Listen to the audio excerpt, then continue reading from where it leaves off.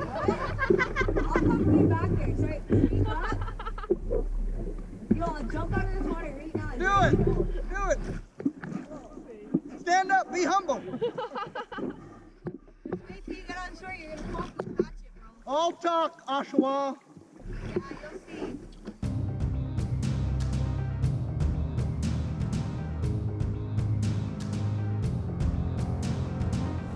Six strangers must return to the wilderness, paddling the old trade routes of their ancestors in northern Ontario.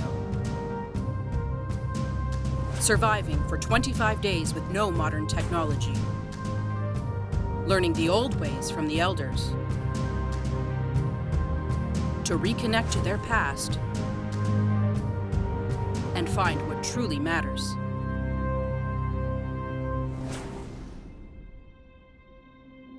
Aiming to set more snares and find new supplies, the adventurers decide to remain on Skull Island for another day. Michaela, having seen a beaver dam upriver, gathers the group to discover if there might be a new food source nearby. My ancestors, I guess, traveling these waterways, they probably had a great deal of patience. Oh, my leg. If you hit one rock, you could potentially damage your whole canoe and sink even, but you know, and you got to patch it up and you got to go into the woods, get the sap, and then you got to burn it down, get a fire going, and it's just, there's so much work into such a small little mistake that could potentially, like, you know, ruin an entire day. Living a nomadic lifestyle during the harvesting season, the adventurers are tired and hungry, making it increasingly difficult to deal with the adversity of living on the land. With her inexperience at processing causing her distress, tensions between Gabriella and the others are boiling over. Bitch. God damn, you can't shut her up. I know, but I'm doing what I'm doing. Oh, how kind of you. Oh, yeah. You're so sweet. Follow myself back. Then you'll be out with first person. Was that humble song an ironic bullshit? I'll come back there. Sorry. Well, it's just something she throws around. It's just something she says, oh, I'll fight everybody. And then as she gets more and more aggro, it becomes more and more serious of a threat. Do it! Stand up, be humble. And then I just got fed up one day and I was like, all right, bitch, let's throw down. And then, but I didn't, I was a good fighter because I was like, you're malnourished and your like face is the size of my whole hand. So I'm not gonna fight you. All talk, Oshawa. Struggling to stay together, the team has abandoned their efforts to find a beaver dam and return to camp with the strain of the last 2 weeks overflowing. This is supposed to be like a nice experience. Like, we're having a nice time. I mean, we're having a hard time, but we still have happy moments. We still feel triumph at the end of the day. But if at the end of the day all you feel is like completely defeated, it's not the situation for you. Yeah. She was talking about going home day one, so. Yeah. I don't know. So I'm like exhausted, I'm frustrated, but I can only hope that it's gonna get better. Plus she's like just getting mad at everybody every time someone says anything anyway. Like if somebody else is snoring, I can't pass out.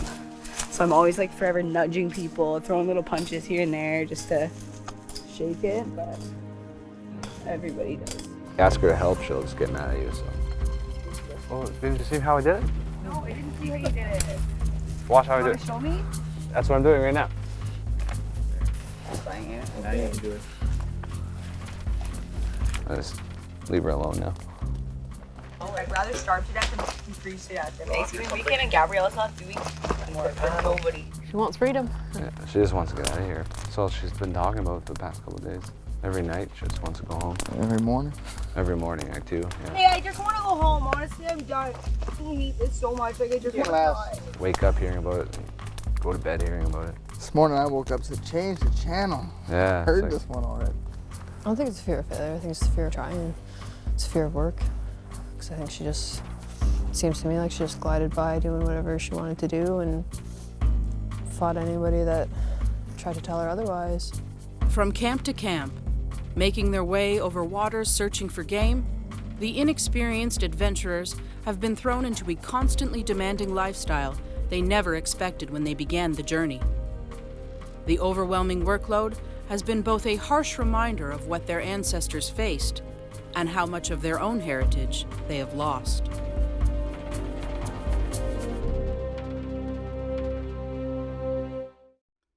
In the wild, every moment counts.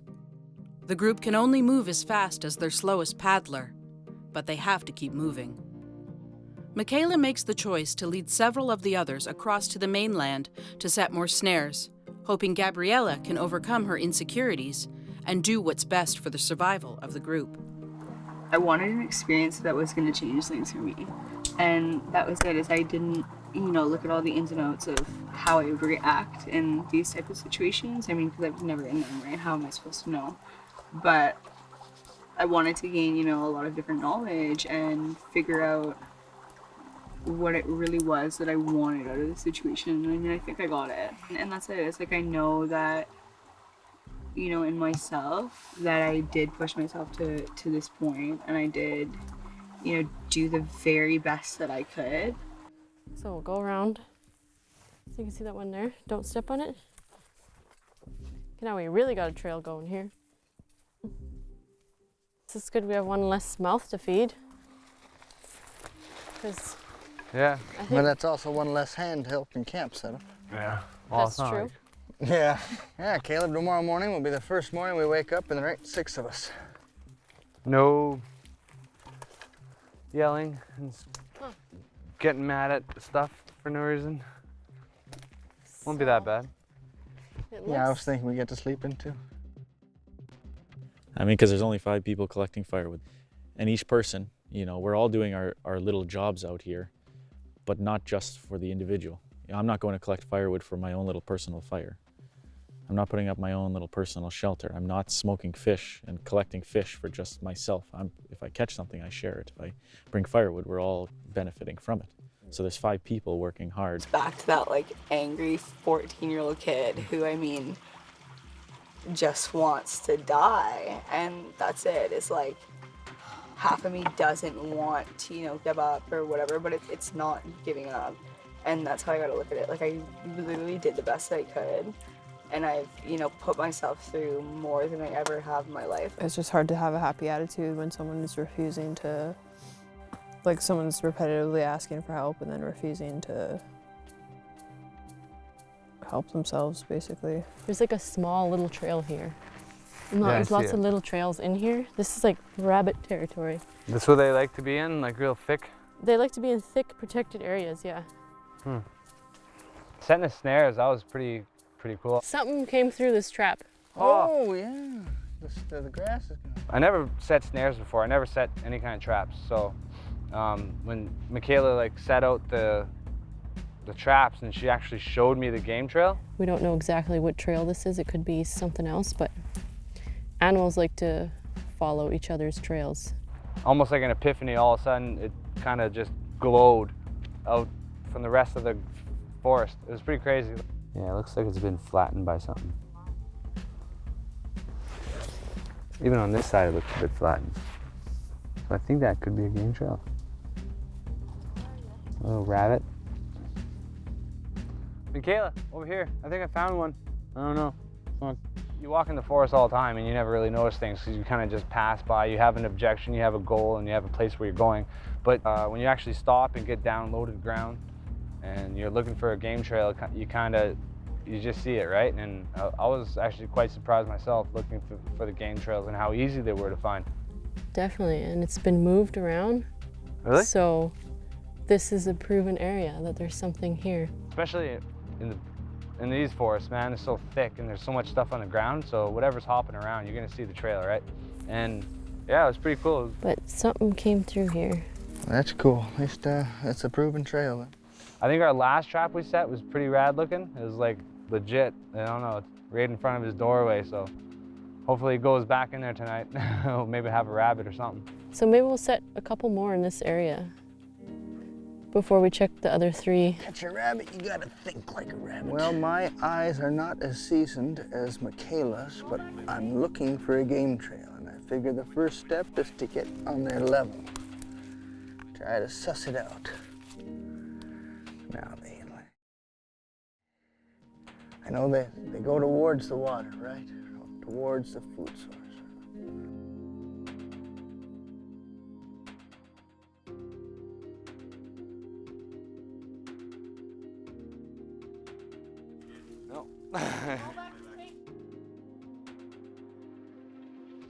I've really pushed myself harder than I ever, could in my life. And yeah, I am proud of myself that, I lasted this long, because I didn't, even the first day, I didn't think it was gonna work out for me.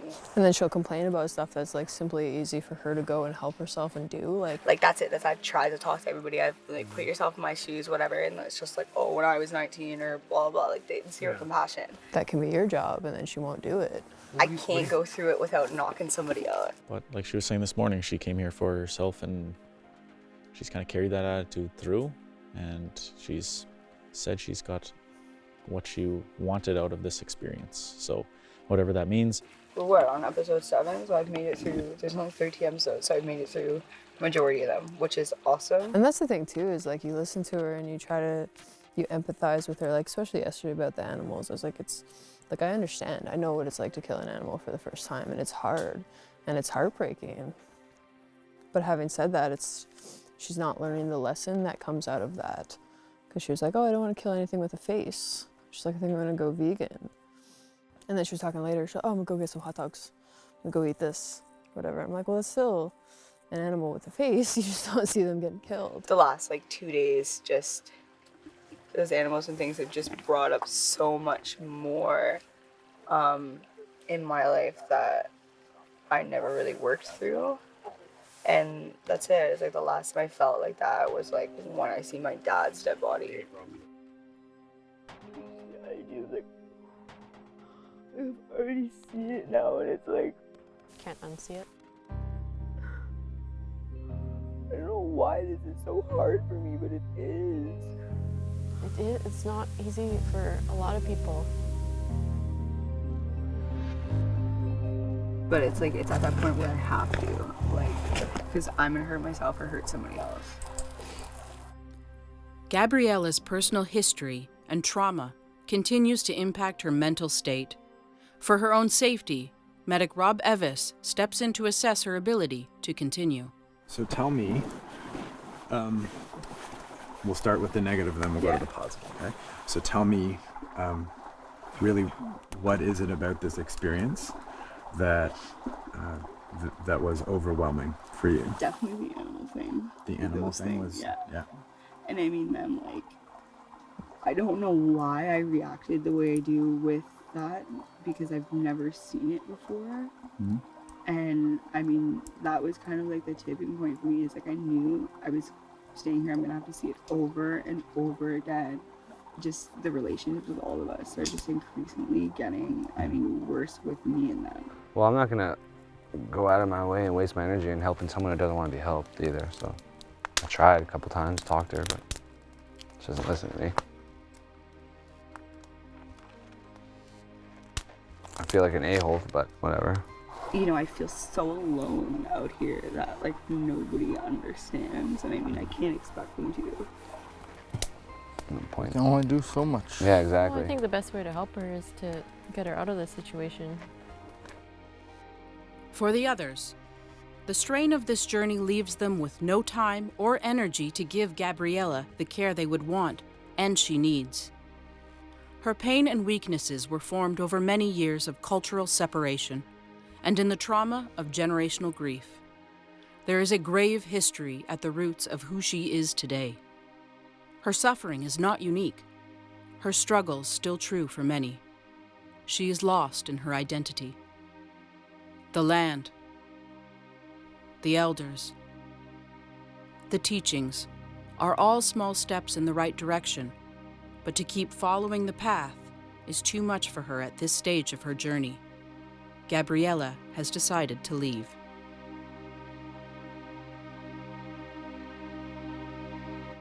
Gabriella's struggles with living on the land have forced the others to reflect on what this means to each of them.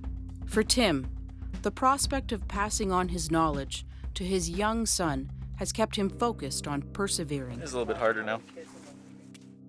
Despite all the tension, the group come together to create their own ceremony, a circle of friendship, to push out any negative energy and share the best thoughts of each other and their time together. Because you have been a really special part of this trip, and we all wanted to each say something that you have given us and that we've noticed about you, just so we could leave on a good note. Thank you. Maybe you didn't know what to expect from this trip and how to prepare, or we've recognized that you are really stepping out of your element and way beyond it. Like, you have gone above and beyond, like stepping out of your comfort zone. For all of us with a little bit of background being out in the woods and doing these types of things, it's just a step for us, whereas it has been a leap for you. So I know even within the first couple days you've talked about already maybe not wanting to be here, but then you were able to maybe talk you out of it, or you were able to do your own thing and psych yourself up to be able to stick it out for the rest of the day and then the next day. And you've made it to day 10 despite wanting to maybe leave on day 2. You've tried a lot of things that maybe you haven't wanted to try or never thought you would like to try, and some things you've seen and tried that you'll never want to try again. So again, that's awesome that you've been able to step out of your comfort zone in that way. It's impressive. You definitely have like an uncompromised character to you. And your music and stuff that you brought to the group was awesome. And especially that Humble song. That was great. I really liked it. And you were kind of our musical outlet while we're out here, so it's gonna suck not having someone sing to us. Sure, I appreciate it. Thank you, Rich. Yeah, I just want to say thank you for trying. Like, you came out here and like Tim said, you came out of your comfort zone and you tried your best. You're doing the best that you can for every given day. And personally, you inspired me to pick up my drum again, and it was something I thought I wouldn't do. And I'm very honored that you gave that to me. So thank you very much. Play that drum, it'll inspire you to do a lot more great things. Well, I think I relate to a little more than maybe others because we're both from Ontario cities. We're city kids. And you did come, nothing against Thunder Bay, real city. Anyway, no, you came out of your comfort zone a heck of a lot, and I admire that and think it's very good. But I'd like, you were a great cuddle partner too, because you were very, very warm. That warmth extends also to your spirit too. You're very, when you were happy, you were nice and happy. So I'd like to see you in your comfort zone maybe next time I pass through Toronto, and Absolutely. If you're ever coming through Windsor. I'm gonna really miss you as a canoe partner. You always told like the best stories when we were paddling, and you're always so nice and calm in the boat. It was really nice having you there, and I'll miss your warmth as a cuddle buddy too. And I just want to say you're making the right decision, and going forward, this will be good for you. Everything that you went through. It'll only make you stronger, but it's the right decision. Never doubt that. I'll never hold it against you ever, and I'm just glad to know you because you're such a outspoken person, and you're so crazy and cool. I really admire that in you, that you're so outspoken. The biggest part is I didn't know where the situation was going to land me. I've realized there's so many things I've figured out about myself, and things that maybe I've repressed and I haven't dealt with. And I'm glad I had this experience, even though it was for a short while, to bring out these different things in myself. I believe that I have challenged myself to the most extent point that I could. It's definitely my time to say goodbye, and it hurts to say that, but there's just only so much one person can handle, and that's it. So me wish all of you guys, and want me not again. We'll see you later. Yeah, we'll see you later.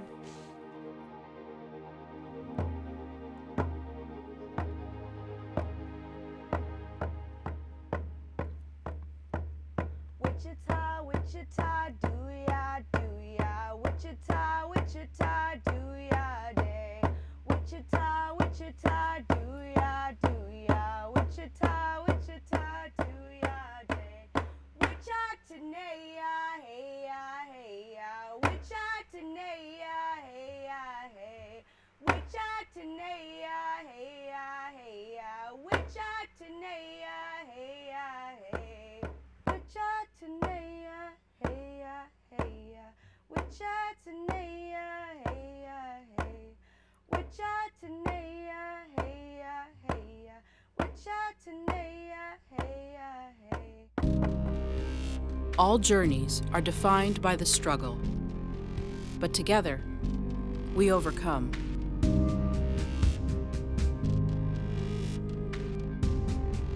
We must navigate our pain and let the teachings keep us interwoven as one.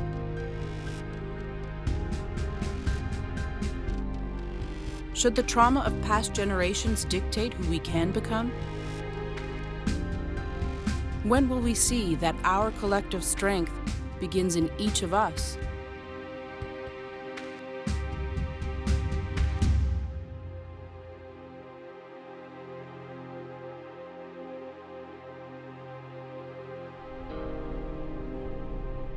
Udebel itigan gitsimando. Inanako mo na no tagijigak. Minegi melomajisiak. Mininan maskawiziwen. Nestaga sentagus win. Vlogono manan. Nesta shawene manan. Anur nesta kagige. Ginabugu agige gon. Anur ditayan. Melomajisiak. Anur tagijigak. Anur nesta kagige. Mingwes gitsimando. Mingwes gitsimando. So awesome. I've been happy all day yesterday. I was just floating on a cloud of euphoria because I could hear silence. And you guys think it doesn't have sound, but it does. And it's the sound of Gabriella not talking.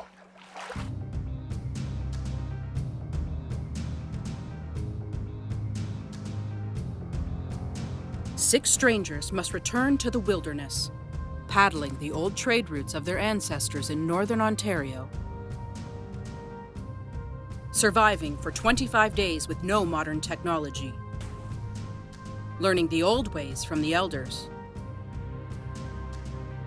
To reconnect to their past and find what truly matters.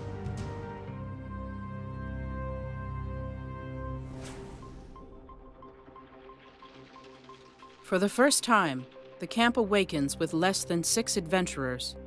With Gabriella choosing to leave, the group must now find a way to do as much work as ever with less hands. Morning breaks after their first sleep as 5. The challenge might just be bringing them closer.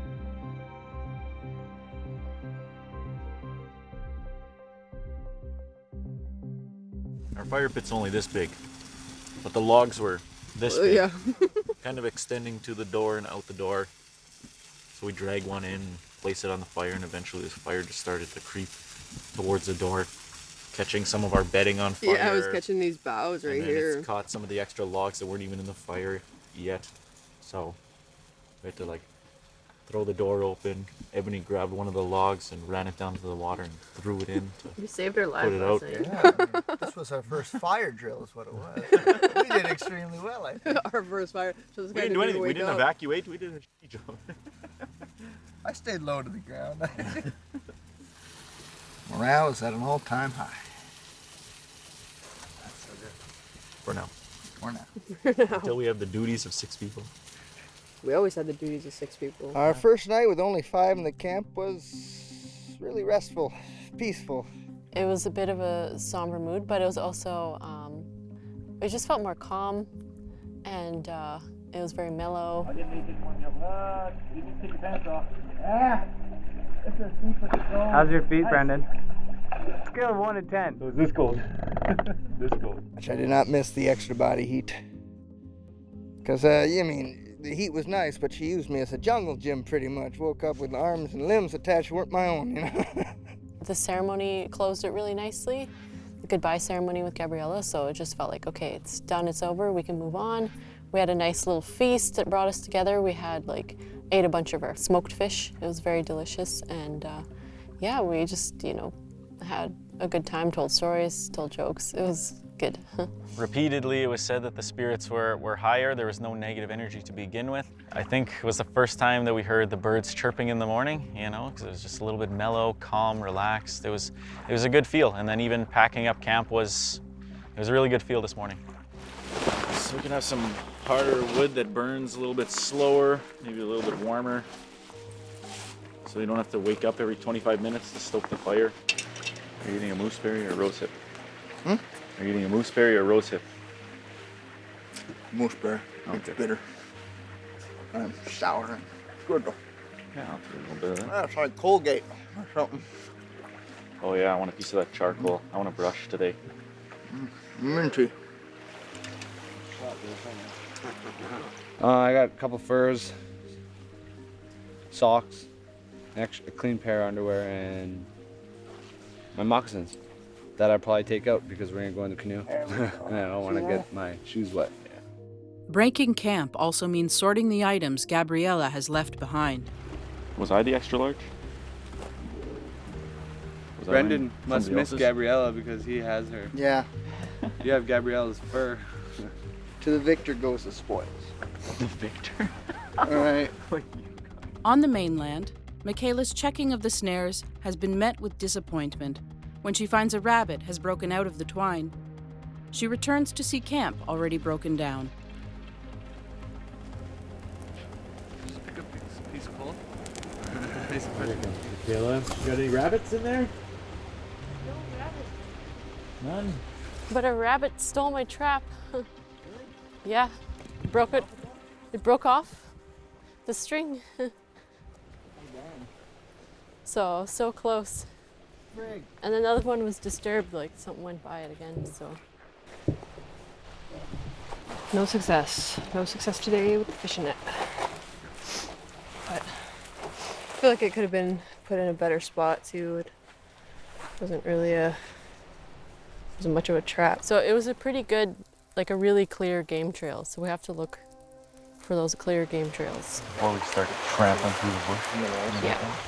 Ready to leave Skull Island, the adventurers are embarking on their longest paddle of the journey so far, taking them through rapids, narrow waterways, across the dangerous open lake, and into the secluded area of Medicine Beach. For the first time ever, one of them will have to paddle alone, covering the 7.5 kilometers, with waves crashing higher than the gunnels, will be the group's most difficult challenge yet. Having to rely on each other more than ever before, the challenges are binding the group through their shared passion and friendship. Breaking out of the narrow waterways from Skull Island, they are no longer protected from the strong winds on the exposed lake. The change in conditions makes Michaela's solo efforts nearly impossible. Even for the others, the strong currents and choppy waves are proving dangerous. Facing their most brutal paddle of the journey, Michaela's efforts to make it on her own are getting harder. Despite being the strongest paddler, none of the adventurers have experience in getting birch bark canoes across these kinds of rugged waters. How you doing, Michaela? A little rough. Yeah? Do you want a lift? Yeah, I'll take a lift. Okay. Getting tossed around by these waves. Yeah, for sure. I'll just keep the boat steady and you come over to us so I don't knock you too hard. One mistake, and they could not only tip, but possibly lose the canoe forever. Michaela is now down to canoeing solo, which she's comfortable with, but today with the wind was just a lot for her to handle. And yeah, it's tough to watch your teammates go through that, because when you're on the water, there's nothing you can do. We can't tow them, we can't do anything for them. It's just, they have to just go about it, which sucks for us, because we felt like we wanted to do something, but at that point in the middle of the water, we just can't. We're over a quarter full and taking on more. You gotta counter the weight. It's unreasonable. Well, you don't want to get in there because you're going to trash your boat on the rocks. That was rough. Whoa, those waves were just pushing me and pushing me. It's definitely a lot harder when you're on your own in this boat. I wasn't like scared. I had good balance and everything, but it was just slow going. Very little power. I think eventually the wind would have pushed me into that shore and it would have been okay. Yeah, what I was worried about is you trying to get around this rocky point. Oh, yeah. Right? Get crashed into Exactly, it. yeah. Best used for navigation, shorelines are often avoided by experienced paddlers. For birch bark canoes, there is the danger of submerged rocks, outcrops, branches, or deadhead logs that can breach the hull. Even a small split could flood the boat and set the group back days. It was definitely the most difficult that we've had, but it was also the most fun because we had waves and stuff. Very choppy water again, and our boat was taken on at least quarter of the way full, halfway, so we had to pause to bail her out, but we made it, and there were some close calls in terms of tipping, but we were able to counter the water's weight as it shifted. It was pretty good for me and Sam. It was fine. It was a little cold, but took on a little bit of water. But I know for Caleb and Brendan, they had a really hard time with it and really affected their mood. We made cedar tea at least. I was wet too, not as much as you, but... Oh yeah, you're wet? Yeah? Okay. Let's see, where's the wetness? Where's the wetness? I don't see it. Oh, that's hardly damp. Maybe moist, I don't know. We're not totally dry. No matter how difficult or dangerous the paddle had been, the adventurers are closer than ever.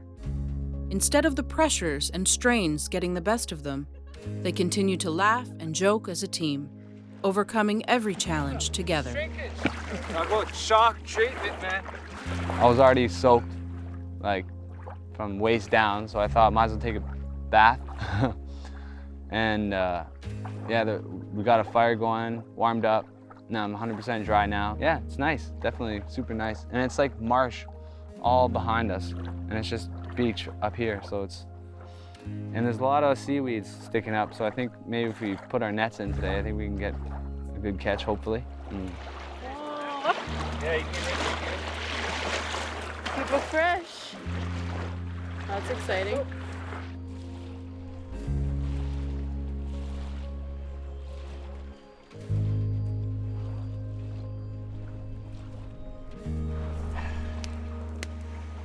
We did it. Oh.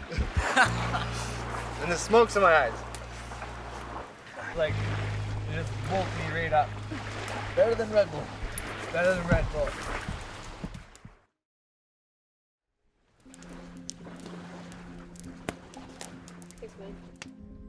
Once ashore, their teachings keep them focused as they get a fire going to warm up and dry off before they find the best position to set up shelter for the night. Sorry, Are you just carrying it like this? No, yeah. Like more difficult for. The teachings are becoming second nature to the group.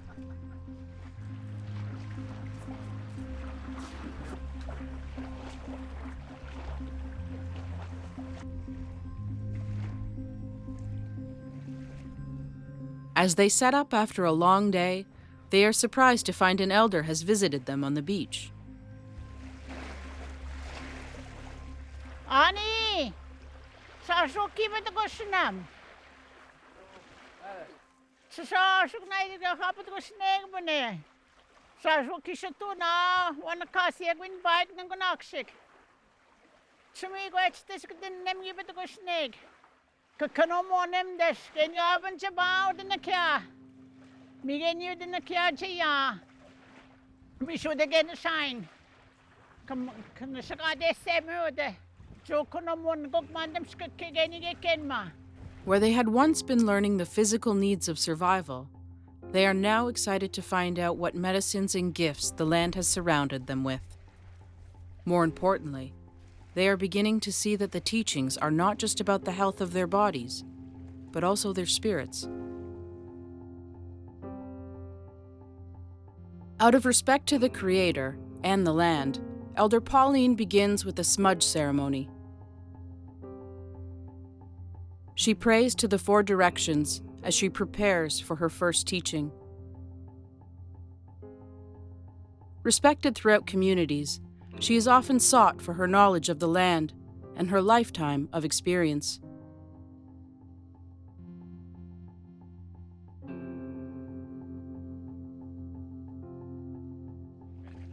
Migi ko sitang sindawan sa Canoe amadam skake.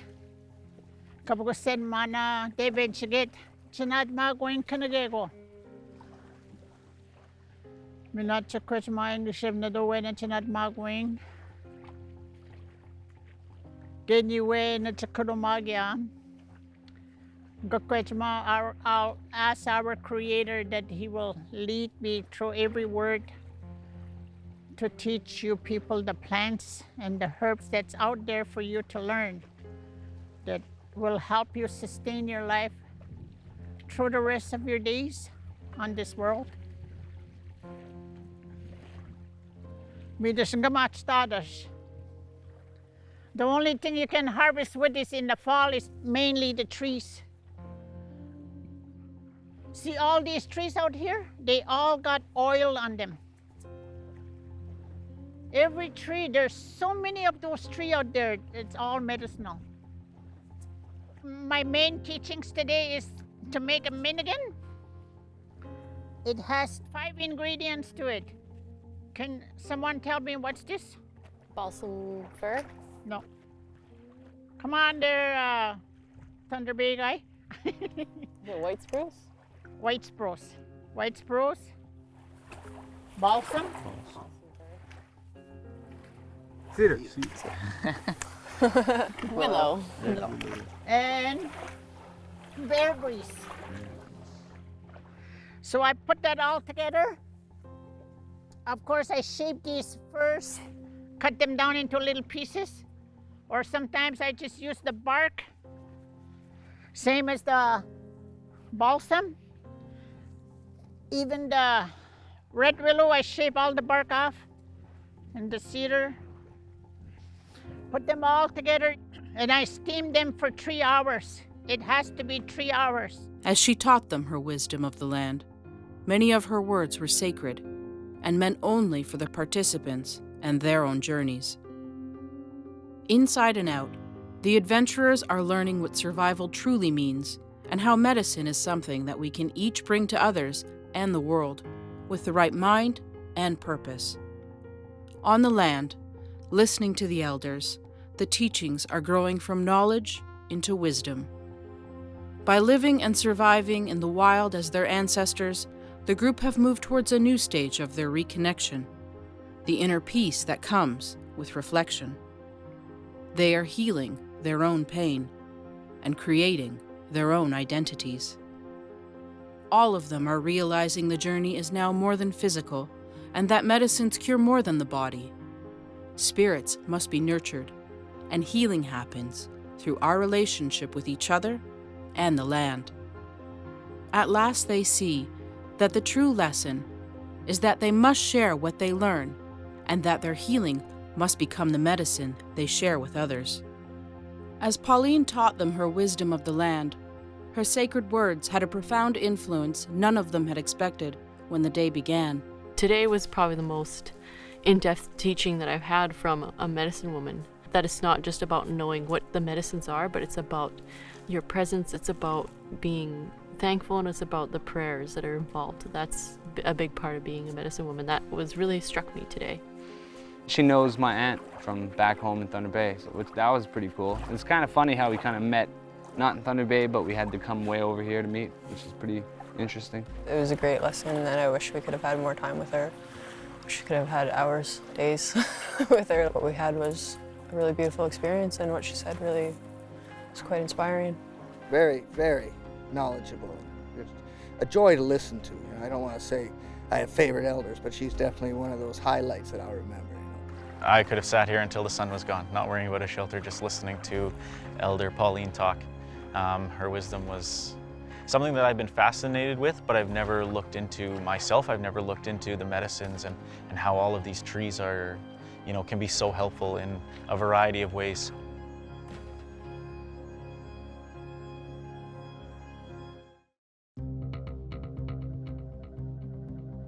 Returning to camp with gifts of traditional medicines and tools, the adventurers are looking at the world and their journey with new eyes. It's not just about knowing what the medicines are, but it's about your presence, it's about being thankful, and it's about the prayers that are involved. That's a big part of being a medicine woman. That was really struck me today. And she really reminded us to be thankful to the Creator, and just to be thankful every single day. And I was kind of feeling very emotional while I was sitting there, and I was just like, yeah, that's so true. Like, I need to do that more in my life. Like, wake up in the morning and just be thankful, and also like even just doing the offerings and the prayers for everything that you do. I try to do that as much as possible, but it's always good to be reminded to do it even more often. And she's talking about, you know, the trees were given to us, the water, the earth was given to us from the Creator, and you have to thank the Creator for that. For Ebony, the return of Midigan has been a powerful reminder of her personal journey and the change returning to the land has brought to her life. It was a medicine my mom used a lot, and it was a medicine that she requested that I use in her last rites, and it brought a lot of emotions back to me all at once that I thought were kind of buried. When I decided to volunteer, it was kind of something my mom had pressured me into, saying like, this is gonna be good for you and you're gonna learn so much. And I was like, hey, I'll go out and I'll learn some stuff and it'll be great. You know what I mean? And then I went through that experience where she passed away, and even in thinking about the medicines, I was like, well, those traditional medicines didn't save her. The Creator has a plan for all of us. And it was a lesson for me. And it was a medicine for me because it changed me. It changed the way I look at the world. It changed the way I look at other people and my time. And just the way I'm gonna learn lessons from now on, because it came full circle in the way that she's getting exactly what she wanted me to learn through just sending me off to do this, you know what I mean? And then you realize that's something that's a learning process for yourself too, that these are people that I'm gonna learn from and that maybe I'll teach something too, like, I don't know what, but, but I'm definitely learning a lot from these people. And just realizing that in the way that Pauline was talking, they have their own medicines. Every one of them has their own medicine. And even Gabriella, she had her medicine. And it's just about how you utilize it. It's about recognizing it, and you have to stand up and answer the call, basically.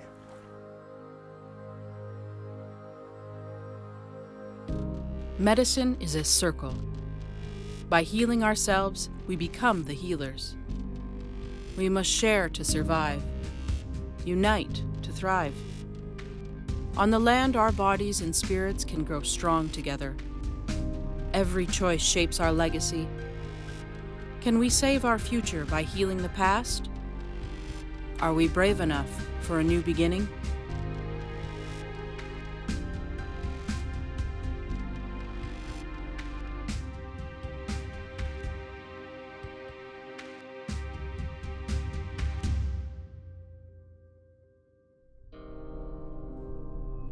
Udebel itigen Mando.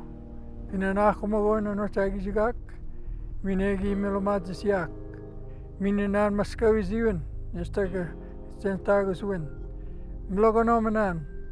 Nesta shawene menan. Anort nesta kagege. Hinabugu agege gegon. Anort tayan. Emelomadzis yak. Nortagi jigak. Anort nesta kagege. Mingwes Mando. Mingwes Mando. We carried it through. We just went, me and her went to set snares yesterday. It just felt, so heavy yesterday for some reason. I was like, why are we carrying this? Yeah, everything felt heavy yesterday. Yep.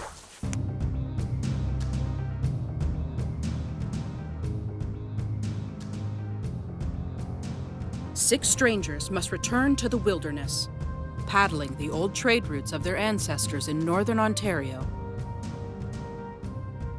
Surviving for 25 days with no modern technology. Learning the old ways from the elders. To reconnect to their past and find what truly matters.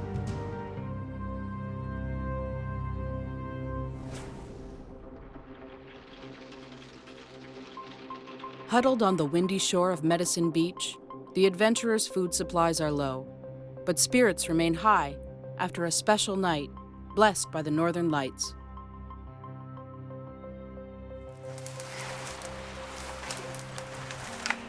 Well, guys, couldn't find us a partridge, but I found me a trap. Didn't come back empty-handed. Hard trap. Nice. That was a good sleep. I think it was one of the best sleeps I've had since I got here, I think. Then again, I say that every morning, so just getting better and better. Can't complain. Feet are a little cold, but that's why we got a fire. Over halfway through. We did notice about like 90% of our conversations were about our favorite foods. Well, you made a new notch on your belt, too. Yeah, I had to make a new notch on my belt. It's getting skinnier.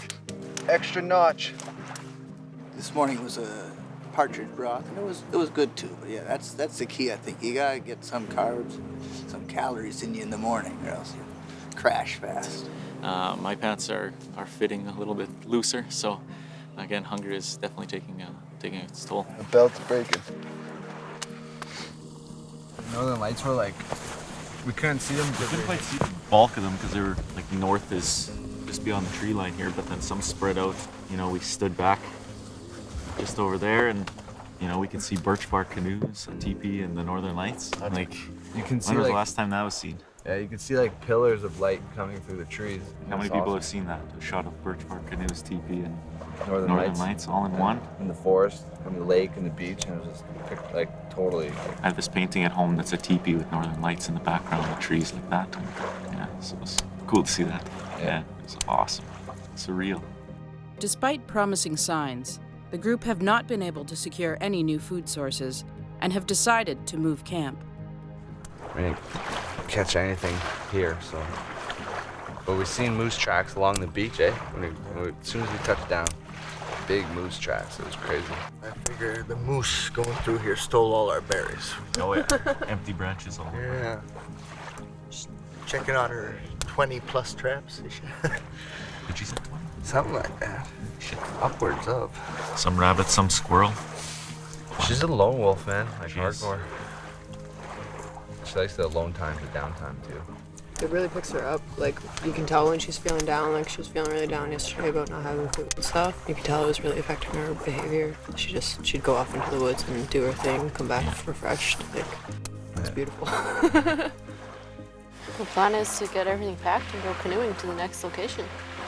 Get there as fast as we can so we can set up camp and start fishing and hunting again and get another meal in our bellies. I'm just hoping that the next place is a better location for hunting and fishing. We had a hard time fishing in this location here. I didn't get anything in the traps. Didn't see any game at all, so hopefully the next place is a lot better. In desperate need of food and shelter from the cold fall winds, the adventurers must challenge the open water yet again, traveling 8 kilometers to reach the winding river bends and, hopefully, a more fruitful area at Big Rock Camp. Despite their pride at how far they have already come, the adventurers have not had a fresh catch in days. They take off knowing that with their energy so low, the next camp needs to provide them with some food if they are going to survive the second half of their journey. To give them the best chance, they plan to establish a processing camp and stay in the same area for several days while they try to replenish their food and build their fur stocks. With winds cooling, winter is on the horizon. They will need to work harder than ever.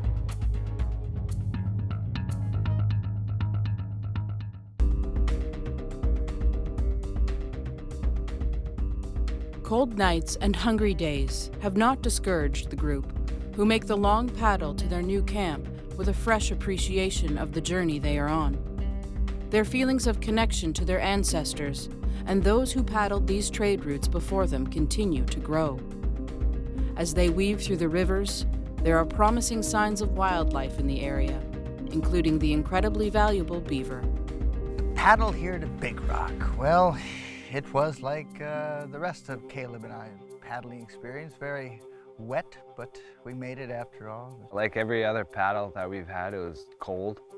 We had a hole in our canoe, a sizable one, so all the water kind of seeped through. In about 20 minutes, we were soaked, so that kind of sucked. I kind of lost it on Tim after he was telling me about getting out of cold water and into a windy spot. Freezing. Camp can stabilize. Yeah, I was pretty grumpy from being wet for so long, so I kind of snapped at him. Long paddle, that's for sure. I think that was my first time snapping, pretty much. Yeah, it was like super cold, so I got pretty mad. Ready? Yeah, so we arrived here at Big Rock. You know, we saw a lot of beaver dams or dens along the river, so that's encouraging. I know that there's a lot of game trails in the back. Oh my God. I mean, there's a nice hill that we've come up and we set our camp up on the hill. Nice flowing river. You know, it should be really good. I think we'll be able to set our net in there. It's not too wide and catch a few little fish as well over the next few days. So I think people are really happy with it, and spending a little bit more time here will be hopefully allow us to be more productive. Big Rock offers a new type of challenge for the group. For the next several days, they will maintain the same camp, hoping the lengthy stay pays off in the form of food and fur stalks. With only 5, they must combat their exhaustion and complete all the tasks required by a successful camp. Always on their minds is how difficult this journey becomes the longer they are without food. The hunger is taking hold a little bit more. I think 90% of our conversations revolve around food. Aha! There is a squirrel in that tree. I'm gonna set some traps in that tree. Get that squirrel. But they're like, oh yeah, I would totally eat that right now. Like people talking about s'mores or roasting marshmallows. I don't like marshmallows, but you know, I would eat a marshmallow right now. That would be awesome. In terms of our diet being a lot leaner than they were a week or 2 ago, I can feel it coming up hills and going down hills, just trudging through the bush. It definitely takes a lot out of you. Little things like the first few days going to cut wood was no problem. You know, you could whack away at a log repeatedly, no problem. Now I'm finding myself that I need to take breaks. You know, I need to stop, breathe, you know, walk away a little bit, go get some water, go back to it, keep going. You know, so it is starting to take an effect. Caleb has made a new notch on his belt.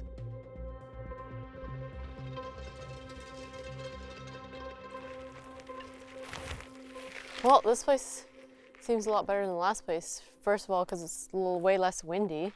Oh yeah, that'll be huge. A lot more woods to work with rather than swamp. Yeah, there's like perfect materials though. Like for everything we need. There's enough moss for the size, enough boughs. We'll have a nice comfortable bed. I like being uphill because there's marauders. And I noticed there's a big squirrel. Roast some beaver. Try it out, see what we can get. To help them make the most of the area, the adventurers are visited by a familiar elder. Merchants, assemble! Okay, watch it. Ik de Roman, nu peming de Roman, dat je yang nungum. Wees kada Roman kana gibi tawagoban. Mai na biano ma mistukuk. Het no amake ma ichiwa kan wicheke. En me tuute kana kanak. Iwasa kagaya ubanen. Wees kada ma nugan. Watch it. Nimenendan mina yomenanagok. Aruma taig no peming. Ik ga naar de kinderen en die doet gaat tegen de gaan we maken zit nu voor mij. We gaan daar iets te mogen en we gaan in ook koken ik is de ja ik ben van mijn ik we gaan daar beter te mogen niet get.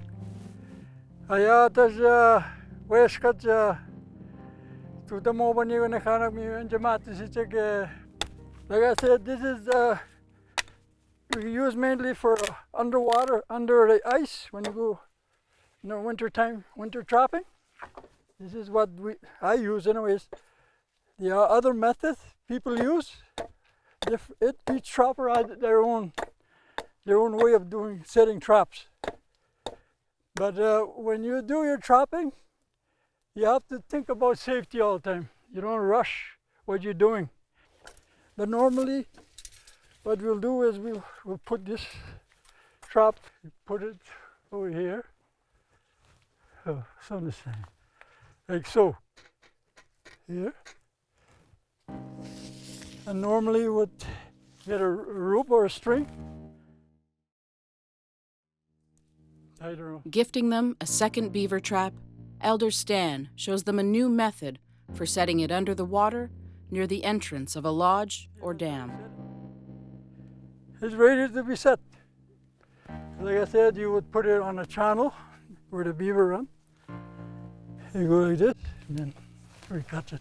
Yeah, Stan mentioned that the trap can break limbs, so you know, I was maybe a little bit skeptical, especially since the first trap that we were using was pretty rusty and I wasn't sure if it would be smooth and fluid, but when he stuck that stick through and it just burst into a million pieces, you know, that was pretty impressive, and yeah, I feel a little bit bad for that beaver. With daylight growing short, Elder Stan guides the adventurers to some of the nearby beaver lodges to teach them how to set their traps overnight.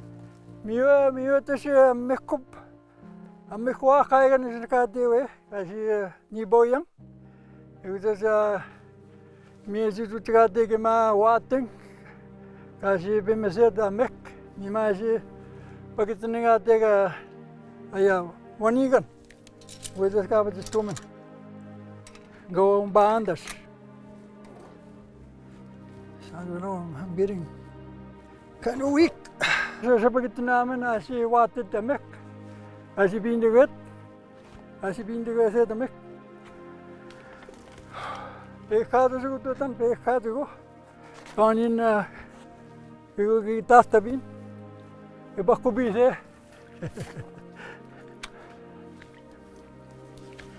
Zo, comandas, ik ga er zo.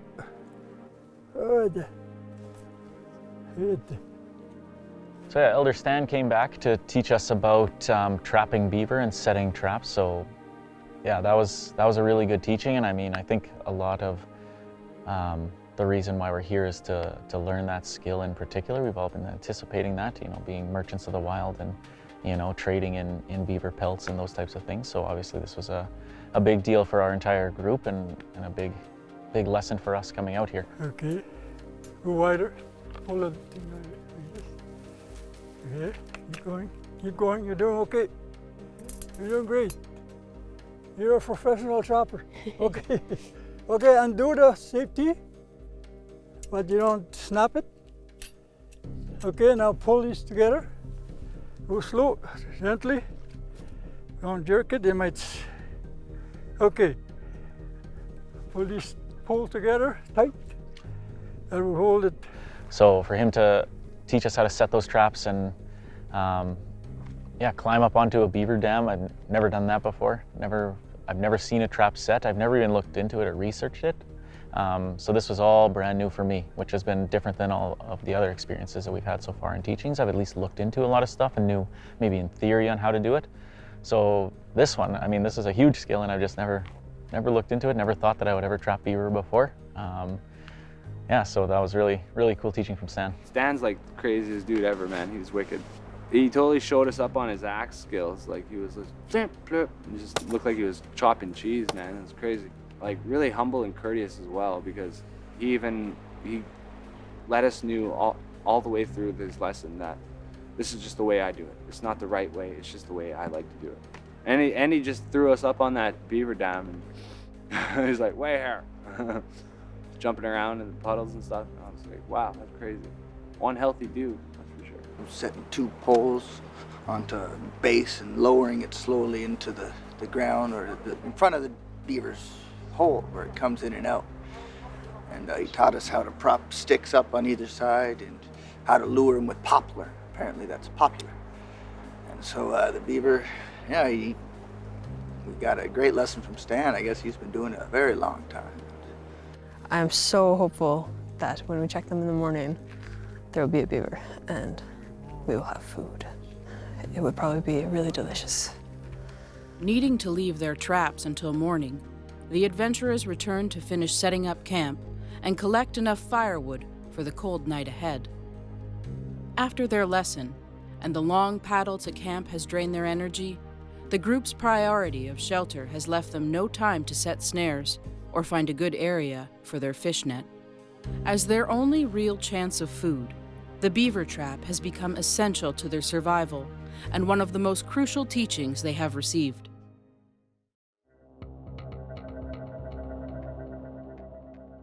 The seasons are changing, and their coldest night yet leaves the adventurers facing a snowy morning and the realization that winter will make living off the land that much harder.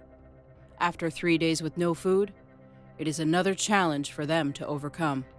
Oh, this morning. Well, this morning, first thing I hear was Caleb, "Hey, Brennan, look outside." And I looked through a little crack and saw that it was snowing, and yay, I like the snow. And then, that was enough of a jolt, I guess, to our systems. Hungry, tired, and cold, Michaela braves a solo paddle to check on their new beaver traps with the pain of recent failures fresh on her mind. After one night, the success of their long-term camp is already in doubt. Yesterday morning, I woke up early and I went and checked all my traps, and I had about 30, and there was nothing in them, so I started the day off a little dejected, a little sad.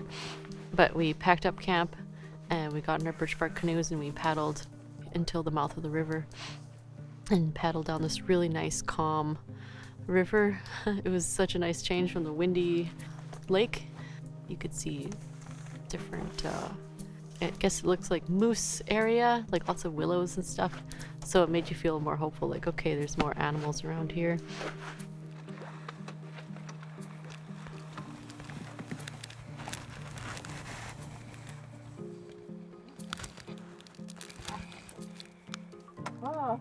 Having followed their teachings, the thrill of securing new food and a warm fur has never been higher.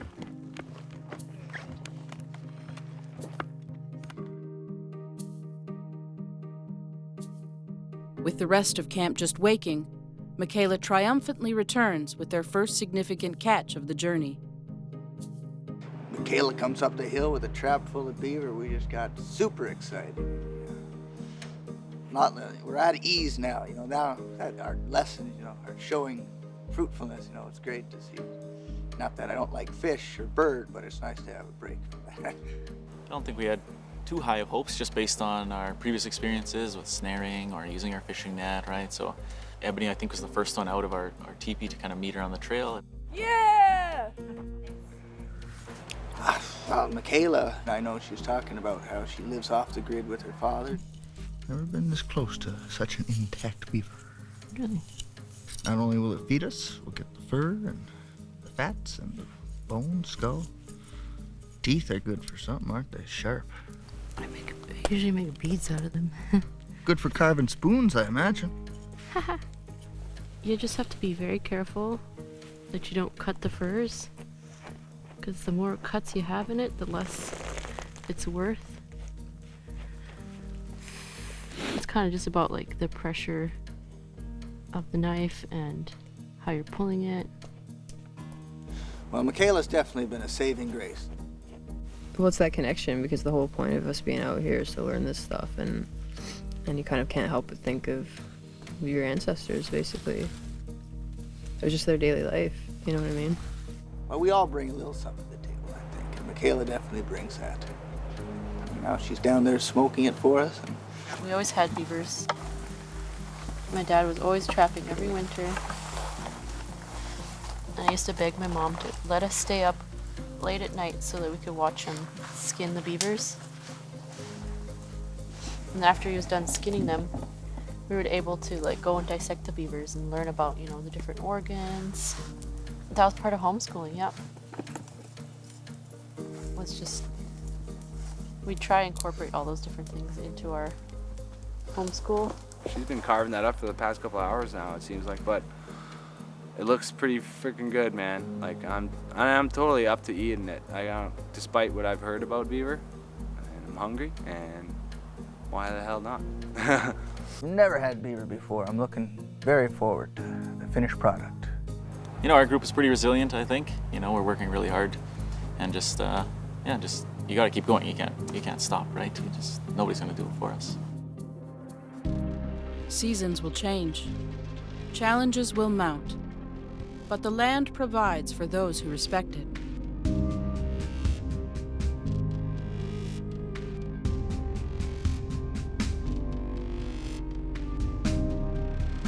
Unity is our greatest tool. Will we take our place in keeping the teachings? Can we bear the responsibility of becoming the next elders?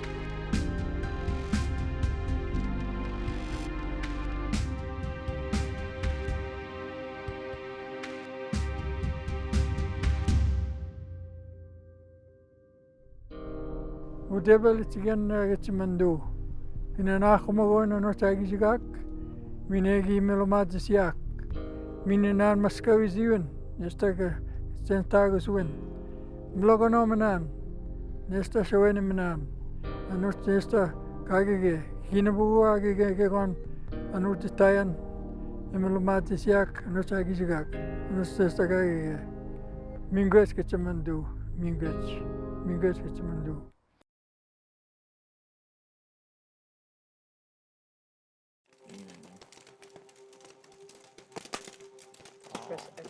Oh, that looks good. Poor Timmy though over here. Poor guy. Can we see? Can we see? Yeah. Ooh. Is it leaking right away? No. No. Really? Sweet. Oh, you really took a chunk out of it too, though. Got a little boo-boo. Timmy's got a boo-boo.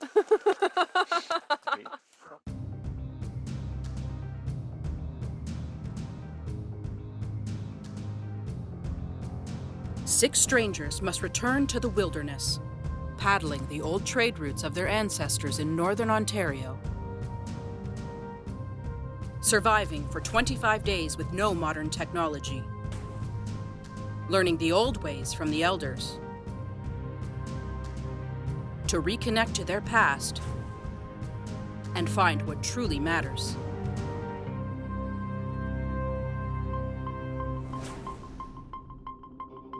Having established their new processing camp at Big Rock, the adventurers can now take time to explore the terrain and build up their stocks before winter hits.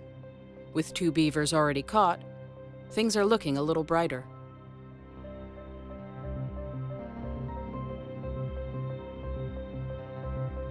But as Michaela begins to check their traps, she discovers something has happened to the first hide they have managed to secure from a beaver.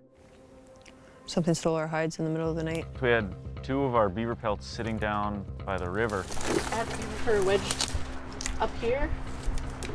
I heard something walk in, but couldn't tell what it was. Yes, we got a very unpleasant surprise this morning when we woke up and discovered our pelts had gone missing. Someone absconded with them.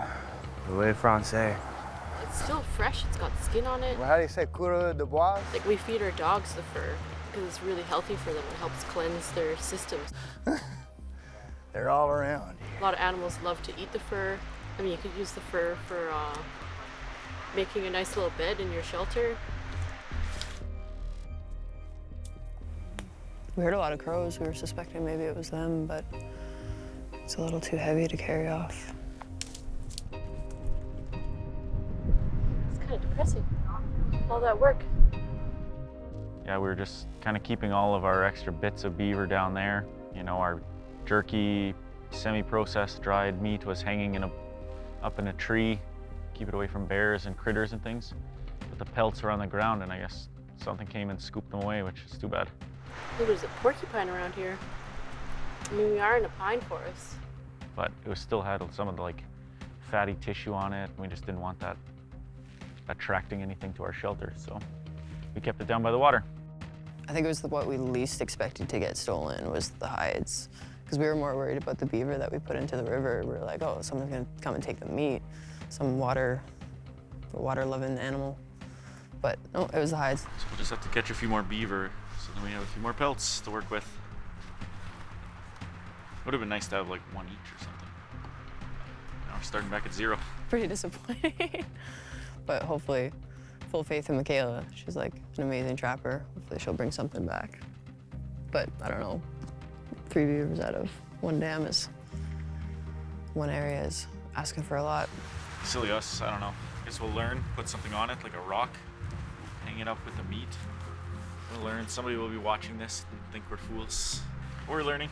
We are amateurs.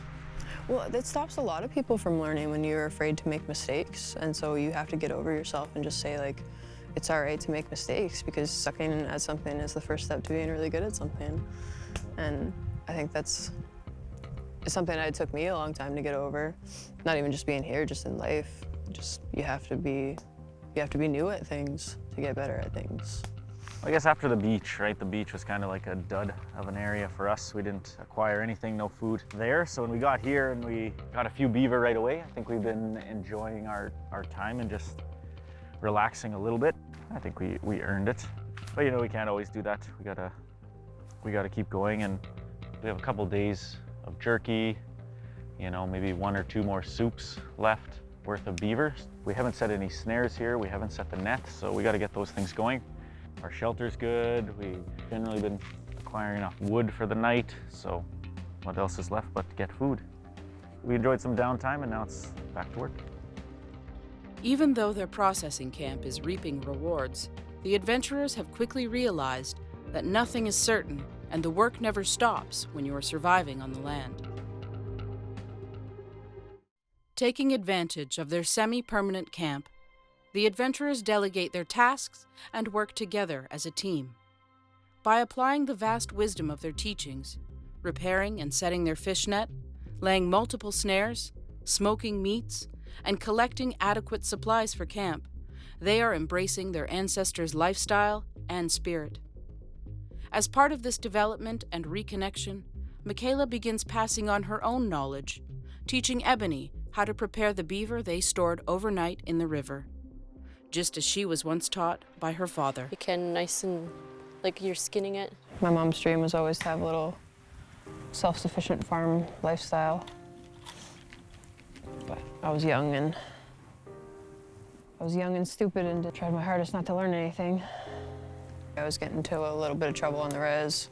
And my mom decided it was time to change the lifestyle a little bit and fulfill her dream. Looking back on it now, I wish I had helped her more. Like, I wish I had tried. Because I would have learned more, she would have been happier. I would just like to be more connected with my environment, like just to know that,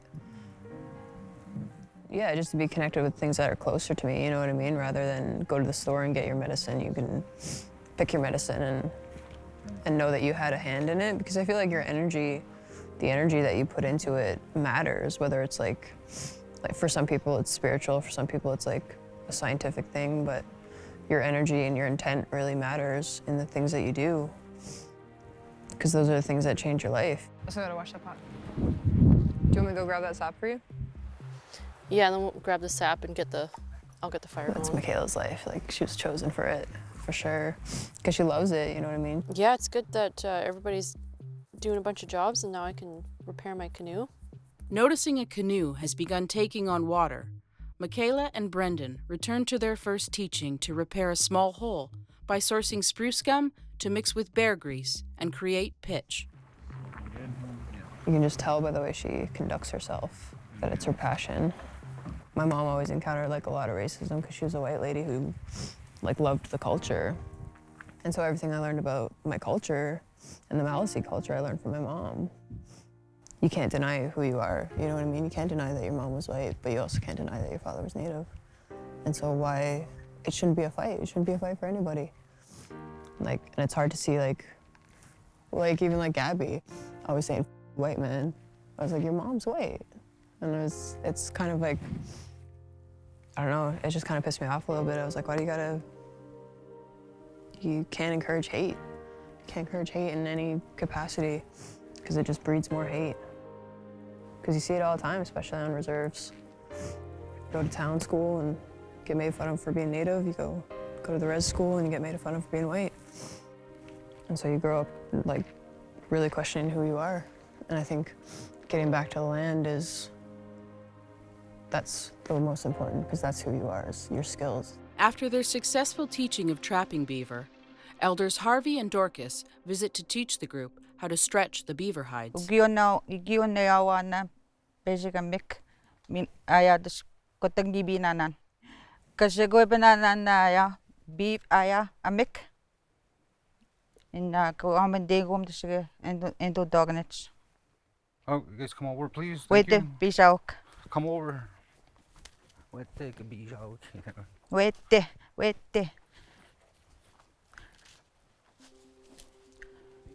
Oh, you gotta stand here, she said. I grabbed up some materials earlier. I used the willow because I got it by the river where it's wet, easy to bend. And I gathered some willow roots. That's what we supposed to use for the string. Like back in the day, I guess, when you had no string. You let them, like you gather a whole bunch and you soak it. So they'll be easier to do whatever you want. They're pretty strong. Eh? So after you're done soaking them, you just peel them like a little bit and it will come to the white. When they're wet, they're better. And they're actually like string after when you're done with them. And they're really strong. But when they're wet, they're better and bigger. Like this is perfect. That's what they use to tie them up after. See? They're good. You got your book of So try to look, when you look for your materials in the bush, try to get ones where like, you see how it is right here? Smooth. Yeah. Has no stems. No stems. See, that's where they crack. For me to go na ing nasa bingon din namok. Jinibiyon gin go kanin no bingon on the nake mittigo the book self. This is where they're showing the materials they use, but for like something like this would be better. See, it has no roots, no stems like this, where it cracks. Minjikonik. Nabit dizok and naidis. Gegon saboga, yeah. Gegiskimen, a gorgian. A key teaching for fur trading, stretching a hide makes it possible to clean and prepare fur stalks before they could be used as clothing. For centuries, beaver pelts were one of the driving forces of the trade routes, being prized for their resilience and texture, and becoming the standard for European trades. Wet willow branches are bent into a loop and bound by cedar roots or string.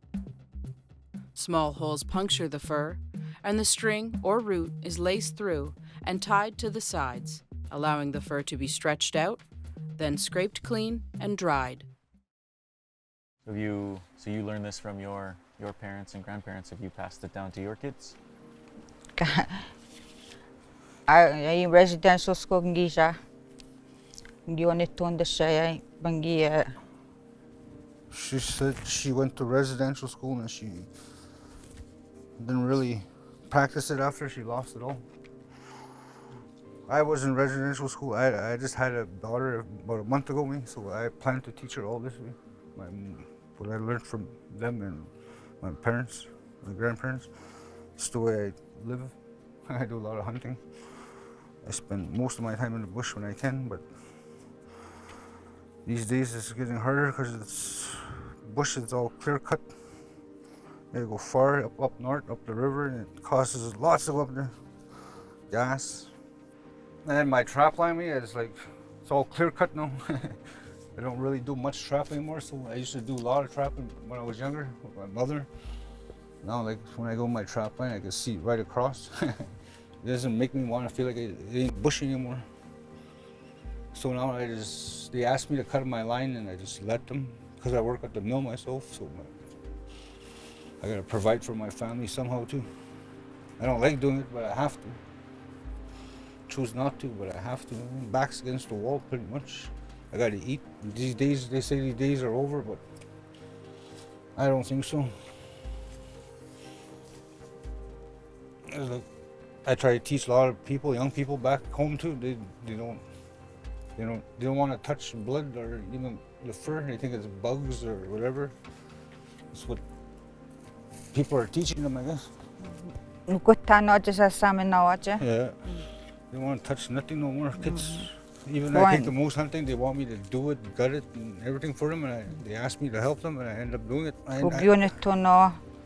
Like their family don't teach them how to eat and survive anymore. Like they want everything done for them these days. I find they lost it somewhere. Their parents. Oh yeah. Oh yeah. Oh yeah. Maar ze tak op en dat zijn. Weet je niet? Maar begon half. Oh, well, maneke. You already cut a hole there? Huh? Yeah, maneke. Yeah. I'm just stretching it out to see what size it is. Then I'm going to start weaving it. This string? Mm-hmm. There should be more white ones. The adventurers begin to realize that these teachings are not only about the survival of the individual, but the survival of a people and a culture. By receiving the teachings, they now bear responsibility to pass them on. They are bound to the lessons and are becoming a link in a chain of knowledge.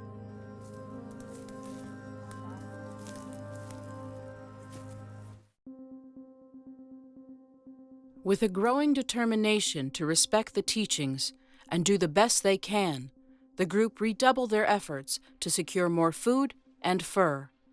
Michaela and Brendan begin setting snares in the surrounding woods. Like the way Michaela can go out and feel better after she just has some alone time in the woods. Like I understand that and I understood all of that, but I always felt like I didn't have the skill set necessary to utilize any of that. And then now it's inspired something, you know what I mean? Like I'm gonna go home and I'm gonna do all the things that I kind of like casually thought about, like, oh, I could do this. But I think it's strengthened my resolve to do that stuff now.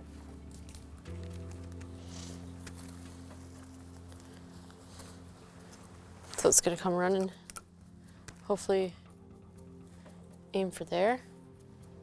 But yes, set another one. Maybe 5 or so. I'll stick that on there so a bird can't just take it away. There you go. Meanwhile, Caleb scores beaver meat at the smoker to preserve it. Been at this for a while now and I'm only like halfway done, so I don't mind it though. I like it. And Tim solo paddles up the creek to set their fish net at a narrow pass. There's a couple pieces that are done, so I'll probably collect what's done and give him something so when he's gone he has something to chew on, munch on. Just getting out in nature, that's my favorite thing. Feel connected to the land, connected to who I am as an Indigenous person more than ever when I'm out doing these types of things, and that's why this experience has been powerful for me. Trying to solidify my own Indigenous identity among a confused world, you know? I don't come from a reserve. Another triple whammy here. As she takes greater responsibility onto her shoulders, the continued struggle begins to weigh on Michaela. Just no luck today. I just feel embarrassed and ashamed that I can't get anything in my traps. I just know there's probably a trapper watching it, just like laughing at me, just like thinking I'm an idiot because I don't know where to set these traps. It just feels terrible to not have anything in your traps. The place where we're implying it at the time of year, less chance of it working. It could, I'm still hoping it works. I have faith. Just doing my best, but you keep coming up short and it just makes you feel like you're a failure. We plan enough traps, eventually we'll get something. Yeah, so for this to be ceremony, for this to be a learning experience, to be on the land, to connect with past is just, I mean, look at me. I'm in a birch bark canoe setting a net, you know, living in a teepee. This is amazing. This is unbelievable. Unbelievable. I'm so lucky. We're all lucky to be here. I asked Groucho Marx how he enjoyed his trip to Africa. He said, great, I shot an elephant in my pajamas. How he got in my pajamas, I'll never know.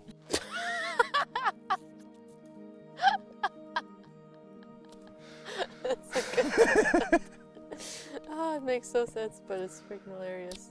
I'm feeling better, happy, feel laugh, whatever. On to the next trap. For the first time on their journey, the adventurers record a personal message for their loved ones at home. Hello, I'm still alive, still in the bush here in Northern Ontario, having a great time. I'm learning a lot. I guess my first shout out would be to Monty, my son, Montgomery.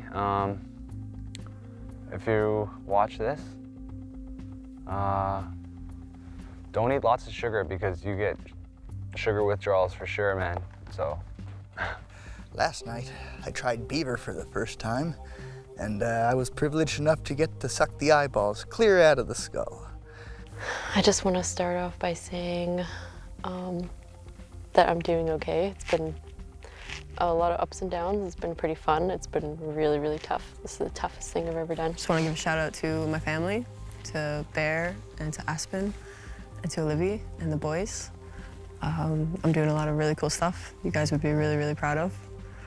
And I can't wait to tell you all about it. Actually, there's two hardest parts. It's being pretty hungry, a lot in the woods, and hunting for your own food.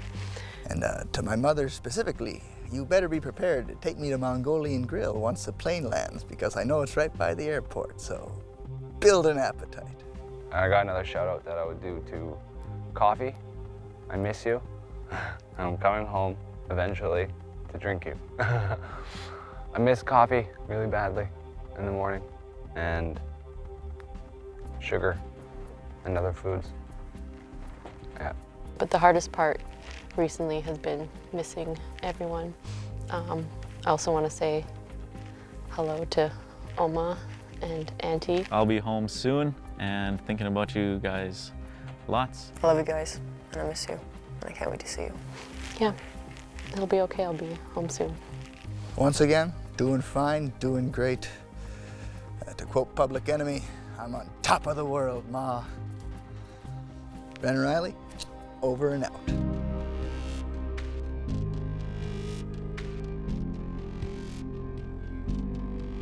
We are made of what we create, not what we've lost.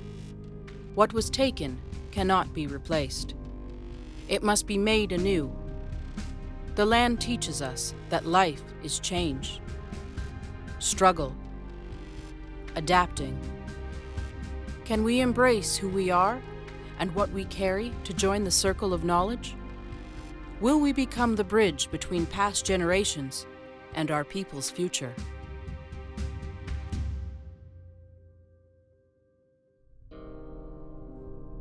Udebel itigen gitsimando. Inana kumagon ano tagizigak. Minegi melomadisiak.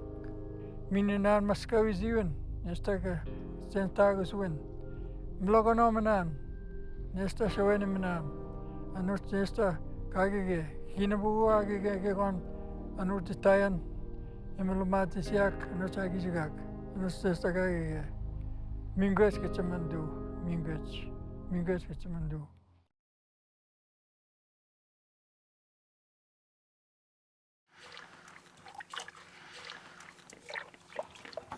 Nice. You got the full beaverine. I like that. Kept all the teeth. That would look deadly in a costume.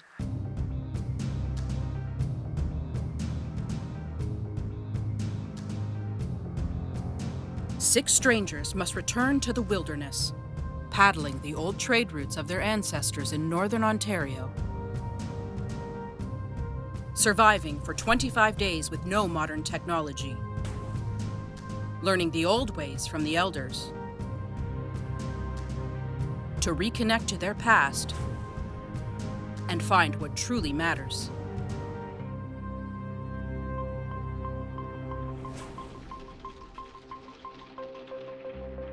Maintaining their processing camp at Big Rock, the adventurers are finding their rhythm in the lifestyles of their ancestors. For Michaela, the sign of some remaining moose berries is a welcome treat as she begins her morning routine of checking their trap lines for beaver. With the weather getting colder, resources in the area are dwindling. Every potential catch could change the hungry group's fortunes. There has been a change within the adventurers that none of them expected before their journey began.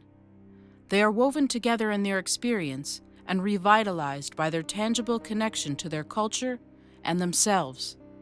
Now, each moment is greeted with gratitude, and their mornings begin with a smudge ceremony, harnessing the power of the teachings and reconnecting them physically and spiritually with who they are, honoring this transformation.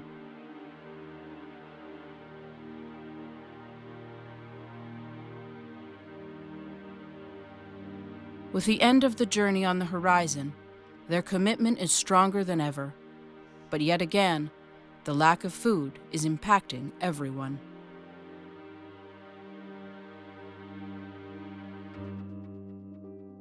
We got a good system in terms of smoking and making pitch. We know where to set the fires, and we haven't been too hungry every night. We had that beaver jerky. It's run out now, so our need for food is elevated a level. Yeah, definitely up there in terms of hunger level from other days. And I think part of it is because we had such good days. You know, we had a lot of beaver over, 3 or 4 days, right? When we were the first few days here.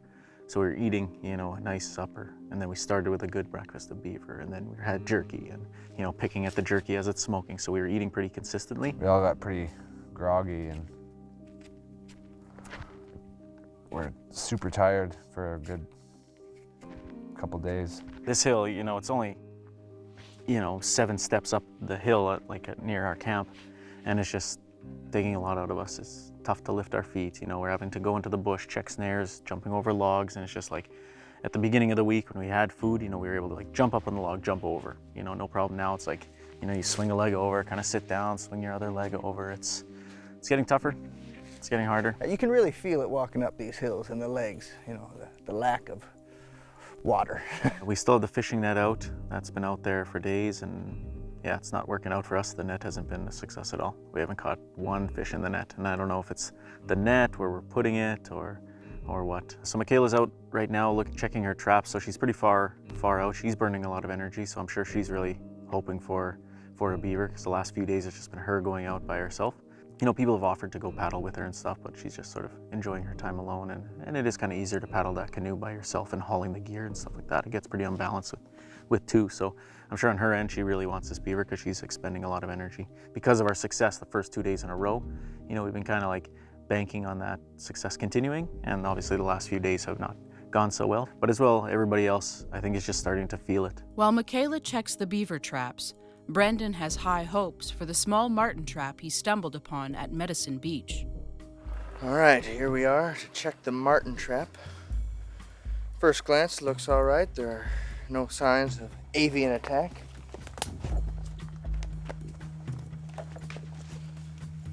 Oh, that's depressing. The piece of liver I left there is still there.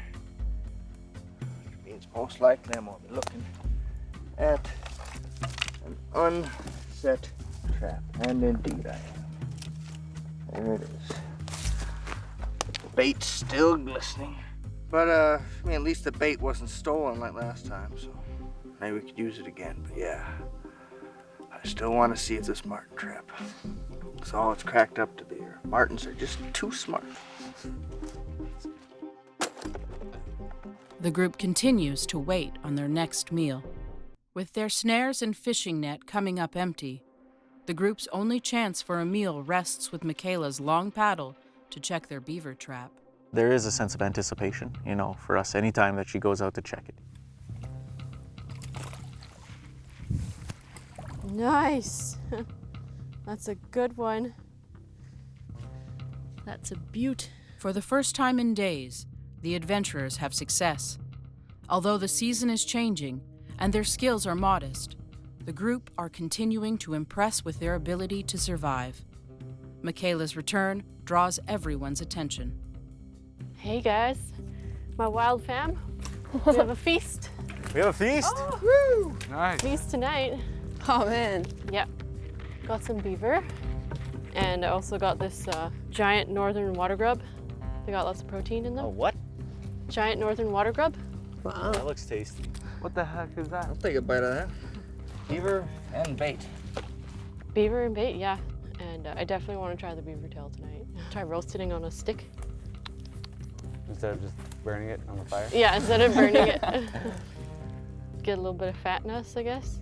What's that weird thing? The giant northern water grub. Yeah, what is that? Yeah. It's like a protein-rich food. What grows out of it? Is it lily pad? Or? It's just a root Oh. of a lily pad. It's pretty delicious though, apparently. I found it on the beaver house. He was storing a bunch of food, so that's what we're gonna eat. No, he doesn't need it anymore. Not only did we kill him, we raided his fridge. That's nice. To the victor go the spoils. And I set another trap in case another beaver lives there. So we'll see. Very nice. You're a thief, Michaela. Good job.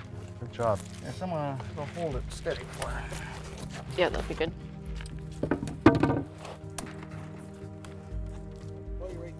This is lily pad root. Lily pad root.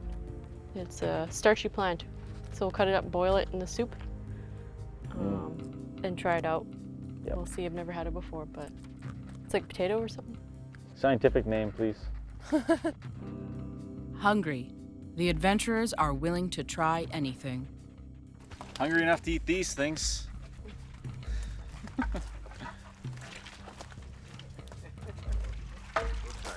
I think.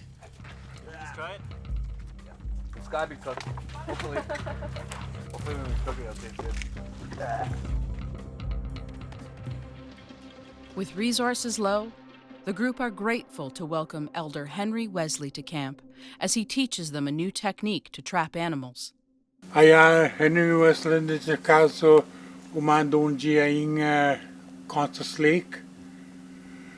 Giga gochi mugutas ta kaknamago ganaga mandig anedutsiatik mistuani ganeusiatik.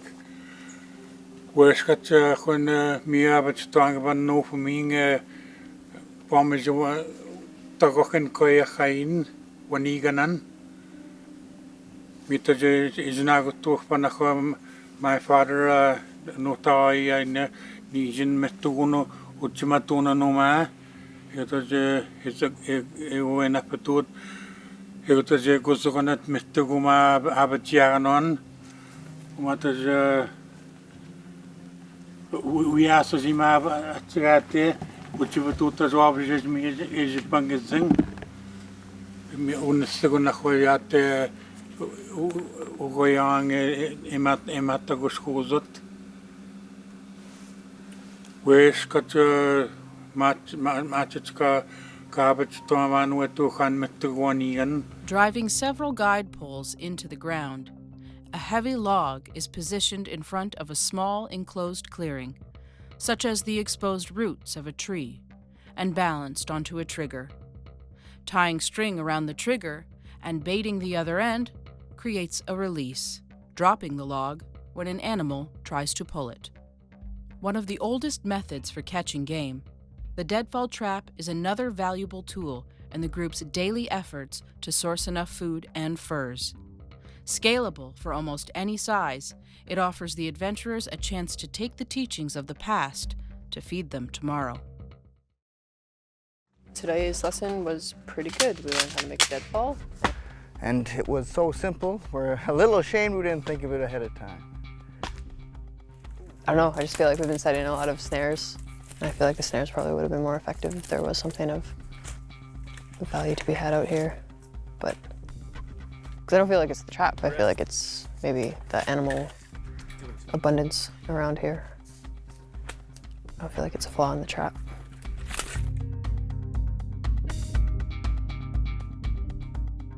Despite the morning's beaver success, the group have experienced enough to know that they must constantly be moving forward and working on securing new resources.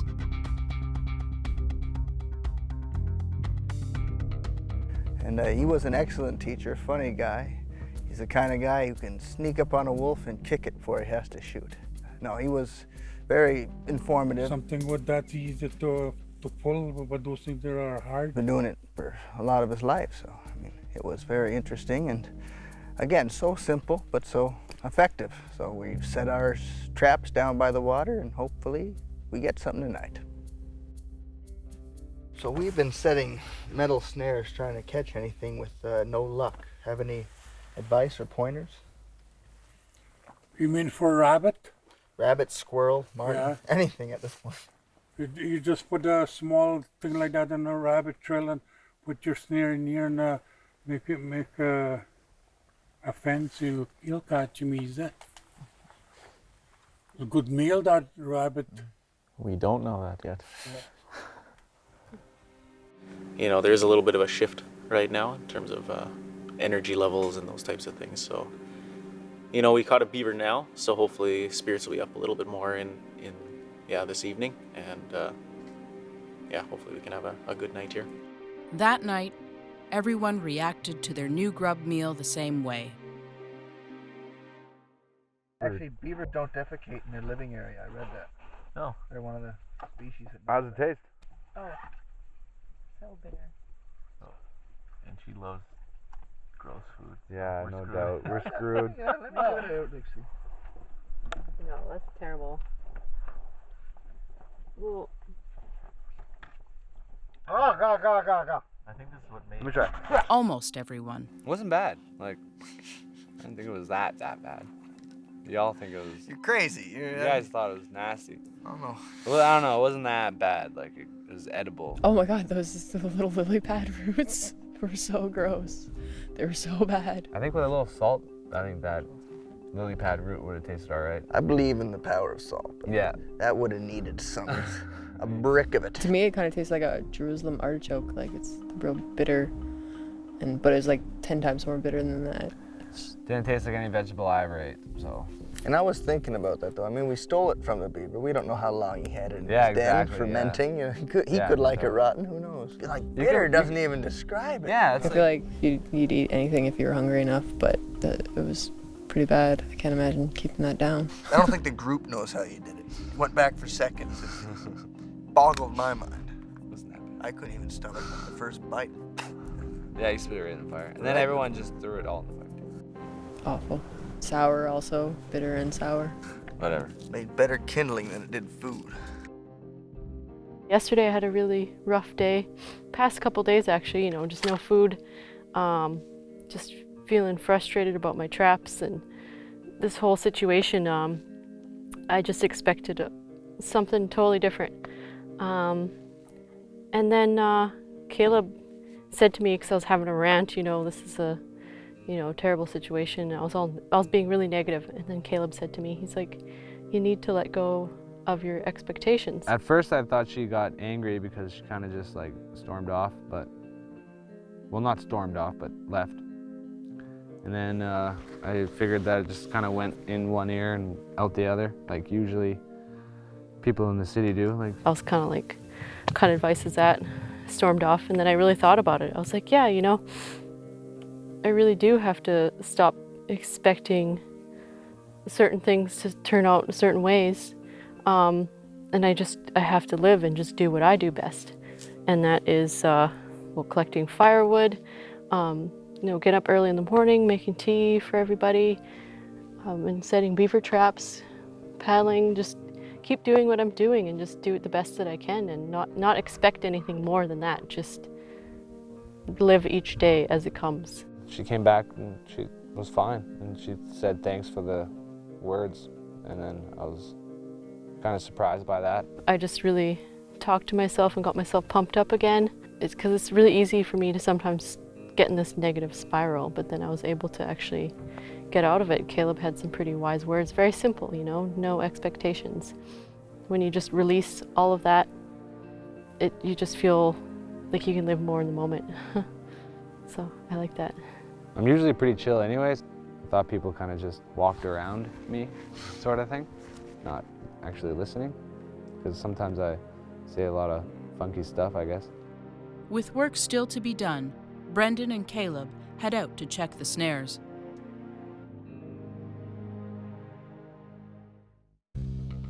Caleb! Hey, want to come check the deadfall with me? Sure. As their time grows short, the adventurers continue doing their best to collect as many stalks as possible. But, again, the bait's there. You gotta look at the bright side. Yeah, at least no birds got it. A little amphitheater still intact. Our deadfall trap was kind of out there, and it was like really like amphitheater looking. I don't know if that was entirely necessary, but I forgot how good of a job we did with this. It's awesome. Yeah, it's pretty sweet. Fun to make, and we just went for it and still didn't catch anything. With Big Rock no longer able to provide them with enough food, the group decides to move on before they drain too much of the land's resources. Well, Big Rock, You suck. thanks for very little. Yeah, it's for beaver. Thanks. Well, he gave us lots of beaver. Three, eh? And the moose berries were pretty good. Okay, Big Rock, I guess. It's all right. I give you 3.5 stars. I never give up 5. Better than that beach, Long Beach, man. Yeah, Long Beach. We starved. Damn near dead. That's where I found the marten trap, that cursed marten trap. Yeah.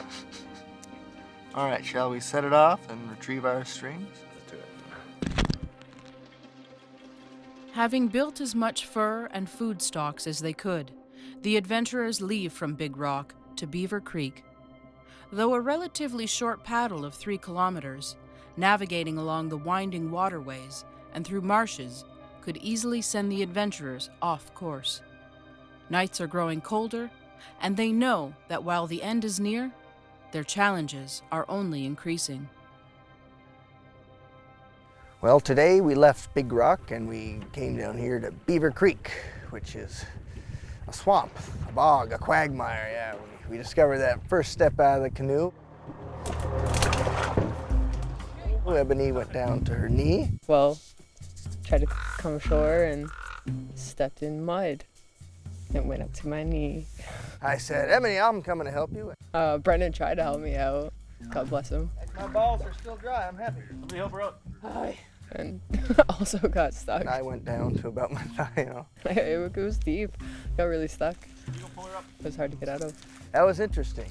I'm just happy I didn't lose my boot in all of the muck. Not her spot. Look at that. So I didn't wear my pants. Told you shouldn't go over there. Did you now? After a little difficulty, all the group make it ashore to set up a new processing camp. Realizing it will be their last camp brings reflections on their journey and who they have been grateful to share it with. Michaela just doesn't stop. She's a workaholic. You can tell that she loves it, and it's something that she grew up loving. And I think she's gonna have like a really amazing future in doing what she loves, like just living off the land and being with it. When she's aggravated, she can walk out into the woods and then come back and feel better. And that's an incredible thing to be able to check yourself like that and just connect with the world around you. Caleb's a philosopher. He doesn't realize it, but he is. I don't know, he has a lot to offer, like not just in terms of artwork, because he's an incredible artist, but he has a lot of sage wisdom, and I feel like that's gonna help his life. Like that calmness that he brings to situations is gonna help him. And everyone adapts differently to their jobs, and so in terms of work, it's all the same, but everyone, that's their medicines, you know what I mean? Like, Tim's really smart. He learns things. He's the communicator, I guess. He's the one that's able to bridge those gaps between people and kind of talk and just make everyone feel included. Brendan's just an awesome guy. Like, he's so skilled. He's got so many skills that are just gonna carry him so far. And like that, none of this stuff has gotten him down. Like, I've never seen Brendan once down yet, and that's like an incredible feat. And he's just so talkative and charming, and like, it's just amazing. Good memory.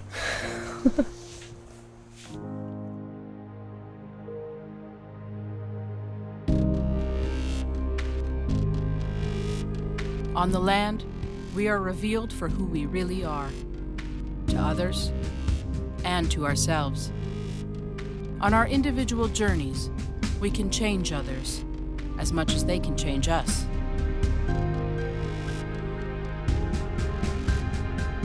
Are we brave enough to take what is in front of us? Can we hold on to what came before?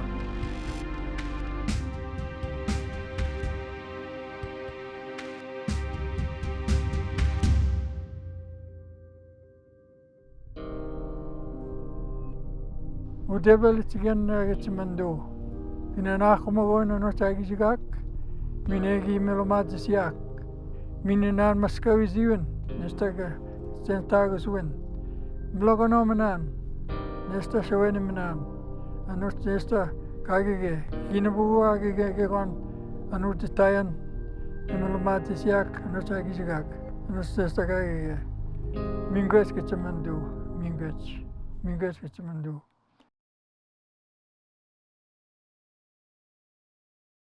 I just heard a commotion and Tim was yelling at me. Michaela! Michaela! Go get your canoe. Caleb took a spill and slowly drifting down the river here. So let's go.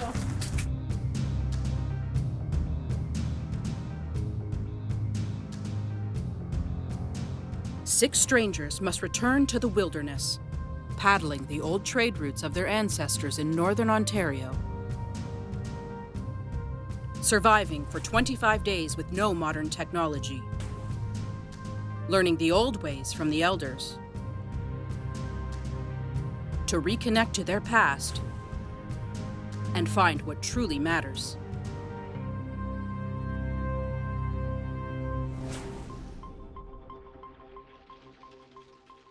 With their journey nearing its end and the weather turning, the adventurers spend several days at Beaver Creek with hopes of adding some food stores and maximizing the remaining time. Though for Caleb, an attempted run on his canoe didn't go as planned. And I saw the canoe floating down. It's like, Caleb must be pretty cold, so now I'm just actually want to get a bunch of wood to get them dry again. Yeah, it's pretty cold, man. I'm just happy I wasn't in that damn canoe because I've had enough of water up to my waist. While Caleb dries off, Tim and Ebony make their morning check of the fish net. Yes! It's alive!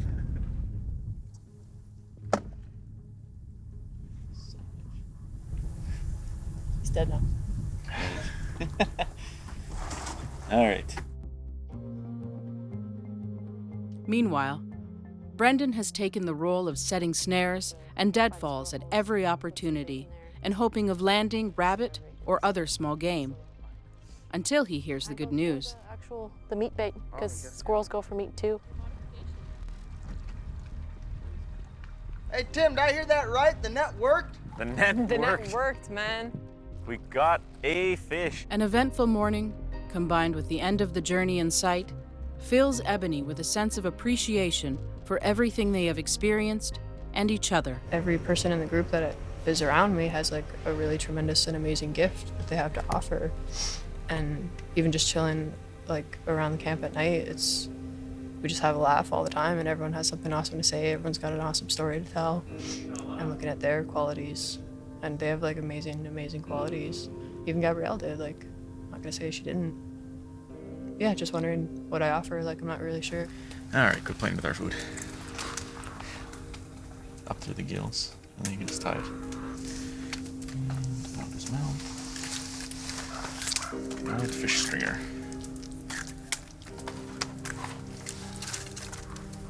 Hanging up over the fire. With some food already secured, Caleb and Michaela head off to check the beaver traps, while Brendan returns to some of his I deadfalls. think the most important thing is dry wood for the top. Dry but heavy. Henry did recommend, waterlogged pieces because they are heavier. But you just got to make sure they're not past that point where you can take most of them off with your finger. As this bottom one kind of is. That's a little better. At camp, Ebony gives an offering of thanks for their success with the fish net. Making a tobacco offering for our canoe that brought us to our fish net and brings us everywhere, and for the fish that gave us its life today so that we could have a good supper. And that's the point of it, I think, is just to get inspired to take these lessons home and go home and learn more about them. Not necessarily this be the end lesson and then go home and do stuff, but just that it's an inspiration. You go home and then you learn more about it. Or you go home and never go in the woods again. Hey, these look new. Yeah, exactly. These little sticks. They're cleaned right off. So he was here. Okay, well, he's coming back then. Thanks to the fishnet, spirits are still high as another cold night arrives. With Caleb in the kitchen. We're trying flambe style tonight. Not catching. Whoa! Morning brings a harsh change in the weather, but also a welcome visit from several elders. As their journey comes to a close, the adventurers take time to reflect on who they have now become before one last lesson to show them there is always more to learn. Bonjour. Welcome here. Oh, nice. Oh, we're nice. I think we'll start our time here introducing the 4 sacred medicines to you. And this was told to me by an Ojibwe elder. We use it when we're in our homes to help purify our mind, our thoughts, and to help us get rooted or stay rooted. But I bring it to you despite the fact that you've been out here this long. If anybody's connected to the land, you are. Forever honored for the sacred time with the elders, the group are moved by the appreciation they are being shown for their journey. I used to think that, like, considering the past was always, like, not a good thing. Mm-hmm. I don't know, that's just been my mentality since I was younger. But this experience was actually really interesting because it kind of brought us back to the land, right? Living off the land, which is something I've never actually really considered doing on my own. It's almost like taking a step back in time, but it kind of changed my perspective a little bit because you're taking a step back, but not to live in that time, but it's more or less to appreciate the change that's happening now. Like whenever I'm on the land like this, it grounds you again. It just turns you into self, and then you start thinking more about like your impact on your environment. For me, it takes that stepping away from it to kind of center myself again and to get myself directed on the right path. And so I have to be alone and I have to be out here and reconnect with what I want to do. Being out on the land helps create that kind of revelation or awareness or deeper insights into your own personal psyche, you know? In today's society, we get so caught up with, like you say, the conveniences that we forget or neglect our rich heritage. Preoccupied with the new world, eh? Exactly. But you know, we've lost so much as well. And you know, you guys have spent this time recapturing some of that, and even the building strong relationships amongst the people that you're with. I mean, I really admire you because you're resilient. Very strong, very strong. I think what I want to do is go find more elders to learn from, you know. I mean, always had identity issues. I know I don't look native somewhat. So this is really the longest exposure I've ever had to my culture, you know, because my both grandparents were in residential school and it wasn't top priority with them, you know, just getting out and surviving was there. So I'd like to go home, label everything in my, you know, Ojibwe, so I'd start learning more of the language, and I definitely plan to seek out more knowledge. And this has given me the street cred kind of thing, you know. I'm not worried about proving it to others, because I prove it to myself. It's gonna be like what I'm gonna take home is just, I'm gonna try to make an effort now to do more. Like my mom was very involved in traditional teachings and medicines and stuff like that. And I think for me it was just like a personal thing that I didn't want to do it, or that I felt disconnected from it somehow. And being on this trip has kind of made me realize it's not about the people involved, it's about yourself and about how involved you're willing to be, and that it really doesn't matter what other people think about it. Now that you've involved yourself in it, you can ask the right questions. And I've made peace with my personal problems, I guess. And so it's not about ego anymore, it's just about spirit.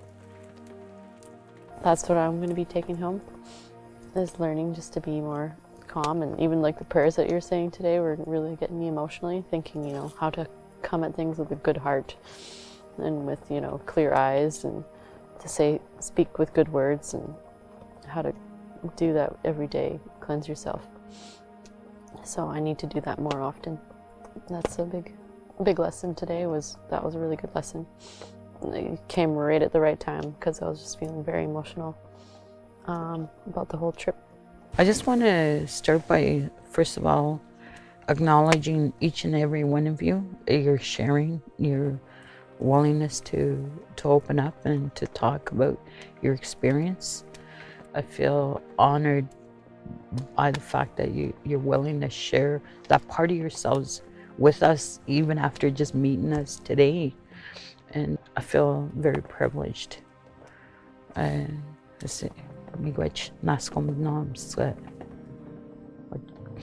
I sit here and listen to the things that you've shared, there's a point that comes to me from all the sharing that you've done, is that learning is a lifelong experience.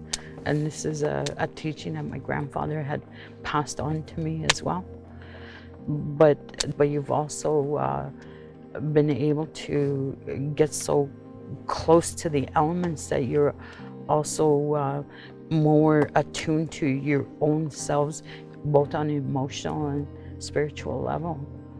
And that in being in your presence in that respect, it also is a privilege to me. So I thank you. Miigwech for visiting us. Okay, so we prepared a little offering for you ladies. We have these little medicine pouches, and they have cedar and tobacco, and we all contributed a little bit of tobacco and everything. Oh, So wow. one for you and one for you. Thank you. And I used a little bit of the snare wire. Mm-hmm. too. I noticed.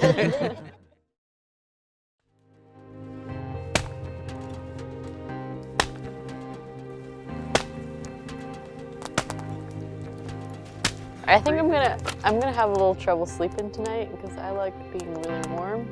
So I'm probably just gonna be like this, just feeding the fire all night.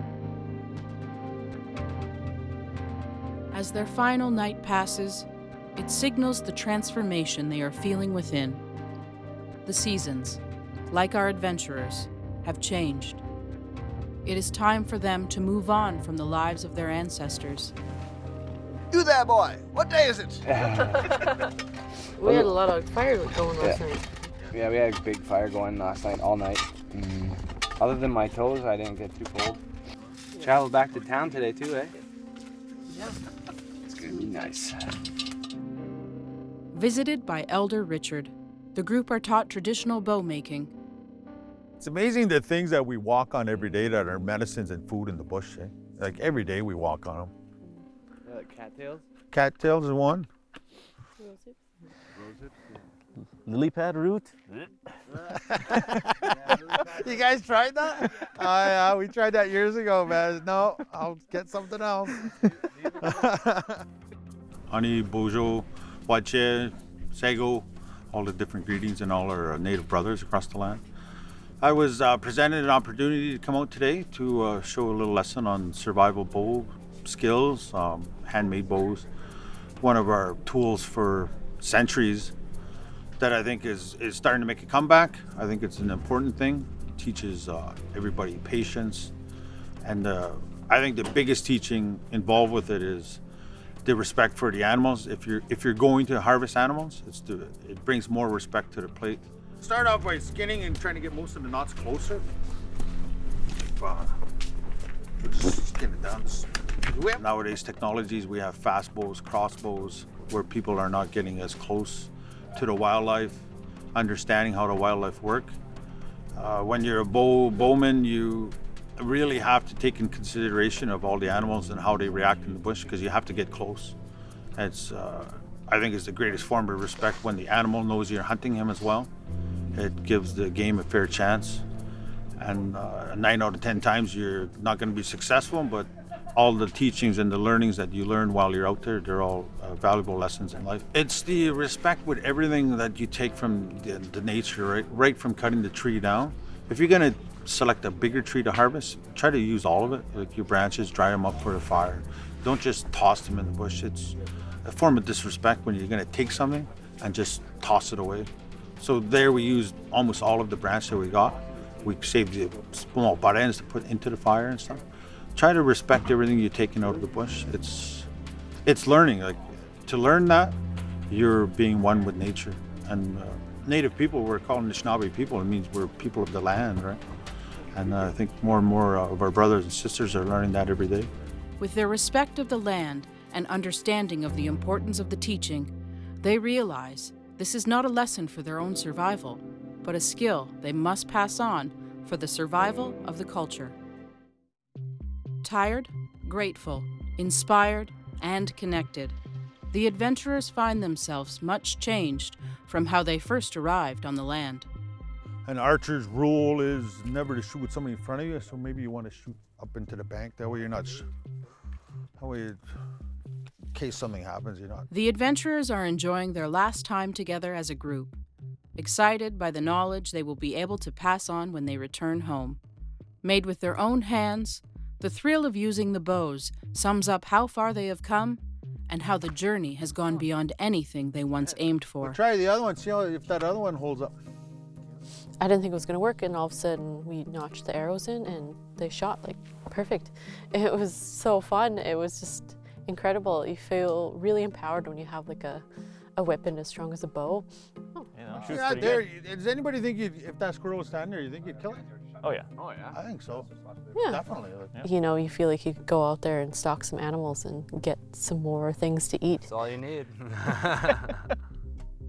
Bow hunting is way more active. And then try not to hook your fingers, just have them on the pads of your fingers. And you just rest it on your hand? Yeah, rest it on your hand, yeah. I'm excited to go, maybe take my bow and go hunting with my dad. That would be really nice. And where you want the arrow to go, that's where you put your eye, and chances are it's going to be pretty close to where you want it to go. It was such a fun experience, and he was talking about traditional hunting methods, and just, it's a really awesome thing to learn, and I feel like I'd definitely use it when I go home. Oh, got it. You did too. Knocked the snow right off of it. Well, thank you for the lesson. You're welcome. It's all part of learning. Like, you don't just pick that up and you're going to go and harvest animals. Yes. You got to listen to your teachings. Teachings come from anybody. You could have a Polish guy give you teachings. You could have a Ukrainian guy give you teachings. You'll have different natives teach you different ways. And what works for you is what's meant for you. And open eye, open mind, open ears, right? Why were you given 2 eyes and 2 ears? And one mouth? See first. Different perspectives. Listen second. Listen and look, right? If they wanted you to yap all the time, they would have gave you 2 mouths. It would have been awesome to get that teaching from the get-go. Maybe next time, eh? Yeah, if I would have had more to eat. Yeah, I actually wrote down like what kind of wood we need. He gave us some like tips about like what kind of string to use. You know, when I get back to town, I can maybe do something up with my kid and make a bow. With heavy hearts for what they leave behind, but excited for what lies ahead, the adventurers break camp for the last time. It's definitely time to pack up and move out. I think it's an indication that it's time to finish it up, wrap it up, and go home. The more we just stay in one place, the colder you get, so you have to keep moving, find a warmer place to stay, and, you know, get home sooner. Who has been teaching us? People living today, elders, knowledge keepers, young knowledge keepers that know these things, and that's incredible. And I want to learn and as well hone my skills and hone the skills that they've taught me. Personally, I think this journey really connected me with something that I thought might be lost. You know, I feel a little like Don Quixote, that the world that I wanted to live in doesn't exist anymore. But this trip has proved me wrong, and I felt more connected than ever with my roots. Even if I use a little bit more modern technology, there's still a connection to the past because of these teachings that we've gained. I think that's incredible. I think that the messages that the elders have given us, the knowledge keepers, how excited they were to teach us, I think that was incredible. So that was inspiring for me to continue to learn and in that way, hopefully pass it on, you know, to the next generation or whoever wants to learn. Who knows what my future holds. After 25 days on the land, the adventurers have moved from surviving to thriving. Though they have learned much, their most valuable teachings are in knowing that the journey does not end here, and becoming part of their culture, tradition, and the circle of knowledge was always their own choice to make. Leaving the wilderness, they return to their first signs of the modern world, from highways of water to highways of stone.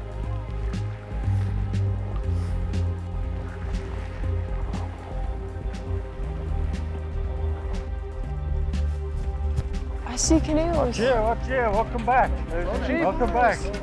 Welcome back.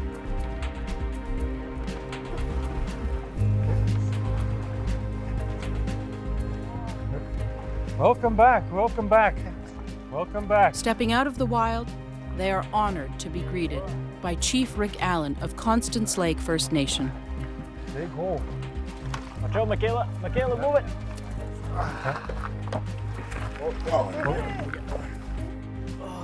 Welcome back.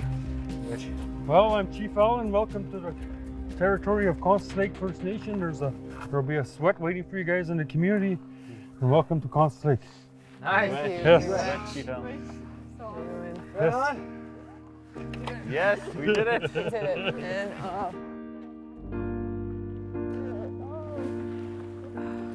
can we just leave our canoe here?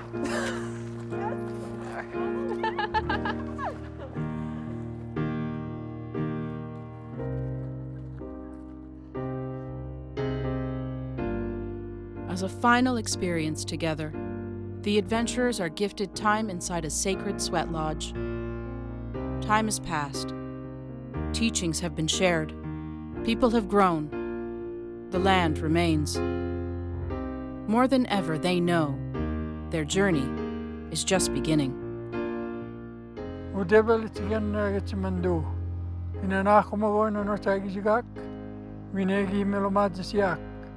Mininan maskawiziwen, nestaga stentagus win. Blogonomenan, nesta shawenimanam, anut nesta kagege, hinabuagege gegon, anutitayan, emelomatis yak, anutagizigak, nesta kagege. Mingwes ketchamandu, mingwes ketchamandu.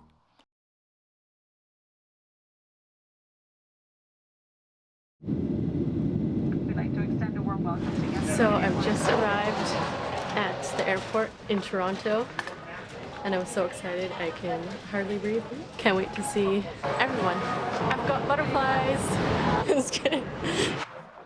Look at this. Oh, you're wearing it. Looks so good. Yeah, love it. Let's get us in there. Oh, this is so cool. Hello. Holy smokes, look at that bag. What's up? What's happening? Good to see y'all. Oh, you look beautiful.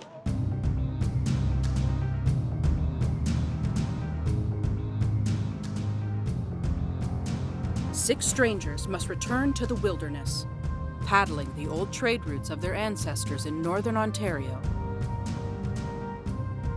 Surviving for 25 days with no modern technology. Learning the old ways from the elders. To reconnect to their past and find what truly matters.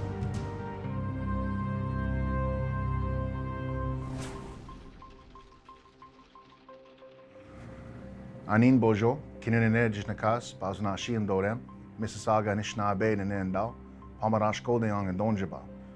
Hi, my name is Caleb, and today I'm joined by the adventurers from Merchants of the Wild, where they spent 25 days out on the land, learning and experiencing together about their culture and their heritage. Hi there. Hey, big Caleb. Hey, little Caleb. Screw these guys, let's just hang out. Yeah. So, tell me about some of your experiences. Well, initially we weren't really sure what to expect. I didn't know what to expect. You know, I didn't know any of these guys going out there, and I was a little bit nervous going into it. But slowly we were able to learn from the elders, and that was great to have elders come in and give us the instructions, to be able to acquire our own food, set up our own shelters, you know, little tips and tricks on how to make our stay out there a little bit more comfortable. We did face some hardships, and I think we all lost some weight, which was... I didn't know I could lose any more weight, but I did. Yeah, as soon as I got back, I gained like 25 pounds within a month. I'm not even joking. That was like a pound a day I was gaining. It was crazy. Yeah, I blew up. And that's called nutrition. Yeah. The most difficult thing for me on the trip was adapting mentally to the whole situation. Like learning, you know, how to survive off the land without any of the skills or tools that I would bring, and just having to learn something completely new. So just giving up control of all of that. It changed me for the good, I'm hoping, yeah. It was an amazing experience for me. I feel confident that I could just take my friends out to the wilderness and not have them die. My goal in life was to just keep living the dream. And in Windsor, there's not much opportunity to put into effect the lessons we learned, which is why I'm so thankful we learned them then, because I'm a kinesthetic learner, and that's how I do best. You know, example, do it myself.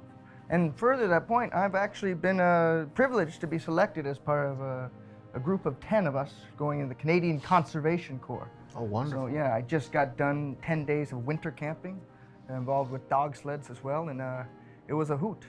Now I'm certified to lead a Class 1 field hike, and I'll be getting shipped out to Alberta on Sunday to, you know, go work in cooperation with the Blackfoot and Alberta Parks and all them. So I'm really looking forward to that. For me, it was an amazing experience. It refreshed a lot of stuff. And as a young person, I wasn't really interested in it. And so I was just kind of being surly and I didn't want to do it. And then it gave me that hands-on experience with it and kind of made me realize like how hard it really is to do that stuff and how worth it is to do that stuff. Yeah, like doing hides was my favorite part. And that was something my mom always did. And she always tried to get me to help her do it. And I think just because I was too small of a kid, I wasn't much of a help to her. Now I realize like how much she struggled and how difficult it was for her to do that. I don't know, it just ignited a passion. I do deer hides at home in my basement, and it's great, I love it. My favorite part of the whole experience was when we would gather around at night, around the fire, inside of the teepee. It was special because we got to share our stories, we got to bond, and the cameras weren't around, so we could just like be ourselves. And we really got to know each other, we got to connect to each other, and that feeling inspired me. It inspired me to create my own business, Ski Holistic Adventures, and I want to take people out on retreats, on healing retreats like this. And I bought a teepee because I want to create that same feeling again, to bring people around the fire and sharing that tea and sharing those stories, because that was like by far my favorite part, was sharing stories and making those connections and learning about people in ways that you just don't in this modern world. That's incredible. That it genuinely inspired you to create a new life for yourself. It did. A new way to help. That's amazing. It's cool how like the base of it is a circle. It's the foundation it's built upon, you know? And it's literally like a sharing circle for us. That was like our only downtime too, so we just kind of relaxed and it was awesome. You're governed by the sun, right? When we're out there, can't do anything after the sun goes down. So it was probably around, I mean, we didn't know the time, but probably about 7:30 we're in there. So we were literally in the teepee for like 12 hours at a time altogether. So yeah, and then it was like our whole day's work, you know, led up to us being able to be hopefully comfortable and maybe some food in our bellies at night. So again, it was a good time to reflect on the whole day and again, share. I mean, we got really close. Like you said, we were reconnecting and learning about ourselves and our own heritage, and I think that that's so important nowadays. People are kind of losing that, and I mean, I live in an urban setting, and as much as I can, I get out on the land, but to have those 25 full days out there with experiencing it, it was really great. Let's actually turn to a clip and actually see what you went through. We did notice about like 90% of our conversations were about our favorite foods. Not even our favorite food. Like we're talking about food we don't even Just like food. that we still eat. Just food. Holy.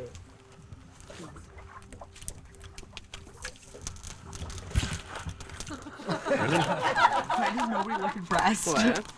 It just tastes like raw fish. It doesn't really taste like super smoked all the way through. Which I've eaten raw fish before, but never in like huge quantities like that. Yeah, a little underwhelming. Yeah, it's pretty plain. Don't look It looks way better than it tastes. Yeah. Let's just leave it hanging. That looks pretty raw. It's raw?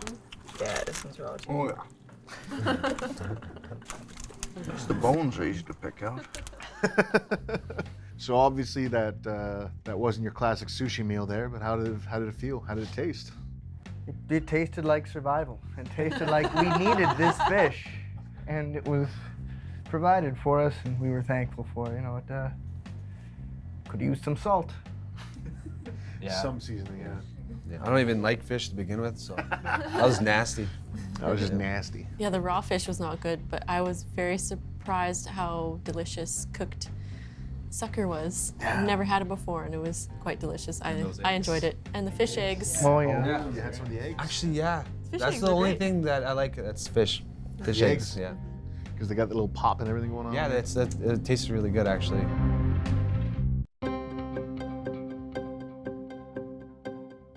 After reminiscing of their experiences enduring hunger together, the adventurers now have the opportunity to recall some of their successes. Am I that slow? They slowed it down.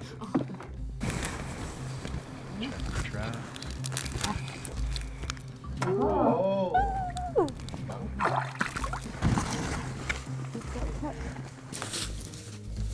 Yeah! That's so awesome. Oh my goodness. You guys got a beaver. Yeah, That's awesome.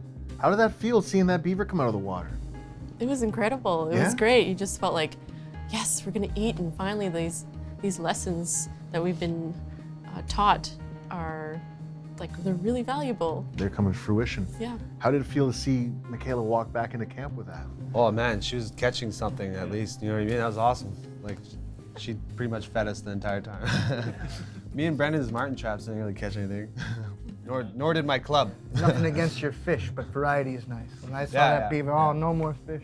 That's bad. I think we were feeling like discouraged because our other like snares, like what 20 snares out every night, we weren't catching anything, and then to finally have that beaver was just the best, and it was so delicious. And it's the perfect famine food when you got that beaver meat because it's got a good mix of protein to fat, huge amount of fat on those beaver that can really help give your energy that spike you need, get the glucose and everything rushing through your blood again, and then whatever carbs you can get a hold of, you're metabolizing better.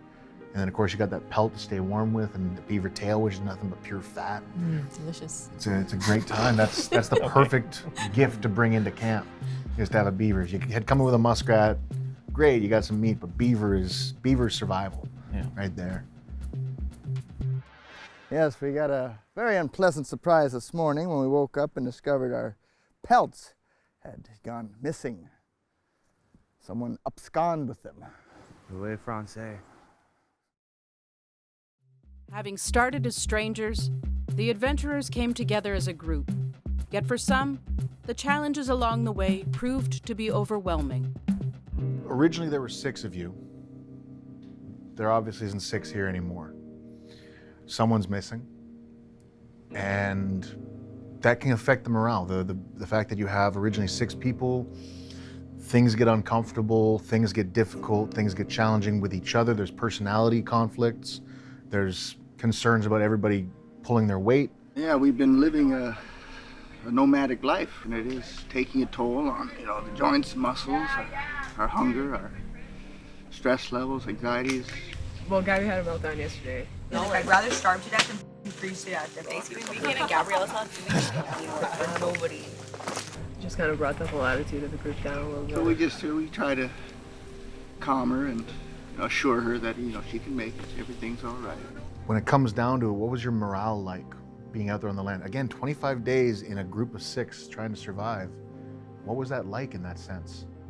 I think that's kind of where your sense of community comes from, is when you have to rely on these people, and each person in the group had individual skill that they kind of lent to the group, and so whatever they were good at, it just turned into their job, and then you kind of realize that that's how communities start. You're relying on these people because of what their skill is and because of what they offer to the group, and so you just kind of start trying to foster your best self, like what are you good at and what you're not good at, and hopefully you get better and you can learn how to be helpful to each other. And so I feel like if you're not trying hard enough, I feel like that's where the kind of cracks in those relationships come up, and that's where morale starts to break down a little bit, get problems. Fair enough.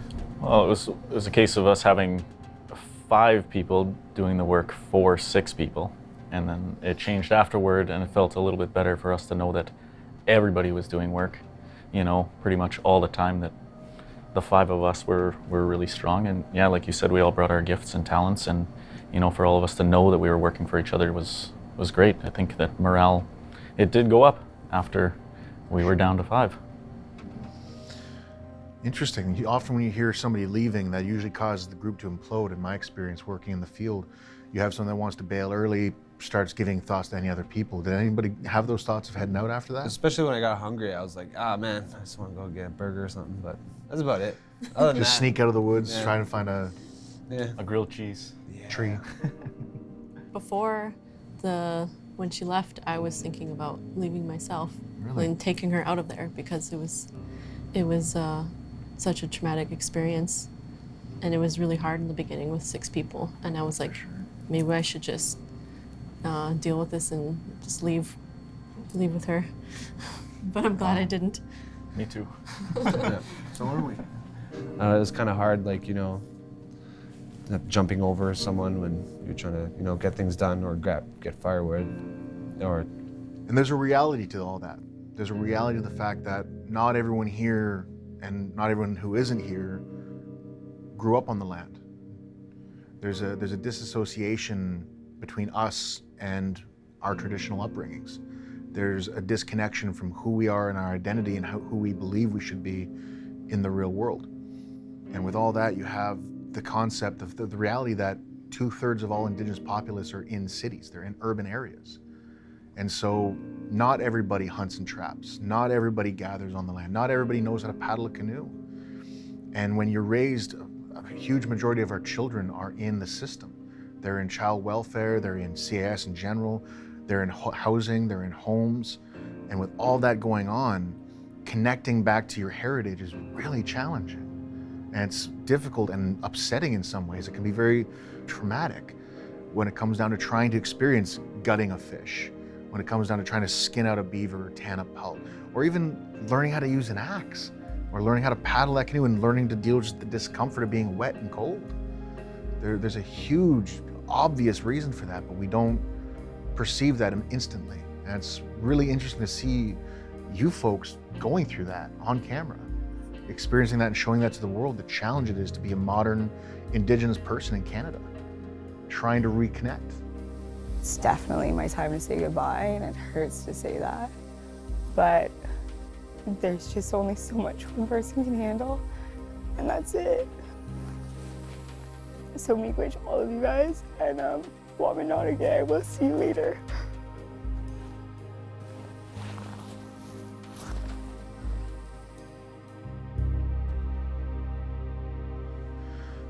Looking back at that, seeing her go, seeing everybody lose that teammate, regardless of anything else that may have been coming up, how did that feel? How does that feel looking back at that, remembering that moment? Kind of looking at it now, it's like, oh, kind of reminded me of the day, you know. She wanted to go and she went, so it went with the flow on that one. It's like what I usually do anyway. I think we convinced her not to go numerous times. Yeah, I think it was maybe day 2 or day 3, she was already really serious about leaving, and you know, she lasted a lot longer than that. And you know, I think some of the kind words that we did say to her, I think reflected, you know, a little bit about her character and how she was able to stick with us longer than she really wanted to in reality. And you know, Michaela did a great job at supporting her throughout a lot of the difficult times. Yeah, it's really emotional watching that video, actually, because when I think about Gabby and I see her face, like I think about all of the children that have lost their connection, and like how inspiring nature has been to me, and that I wish that everyone that goes into these kind of situations could heal. And I wish I could have done more, or the whole experience could have helped out more, and maybe she could have completed the whole trip too. And I feel very passionate about nature as being a therapist.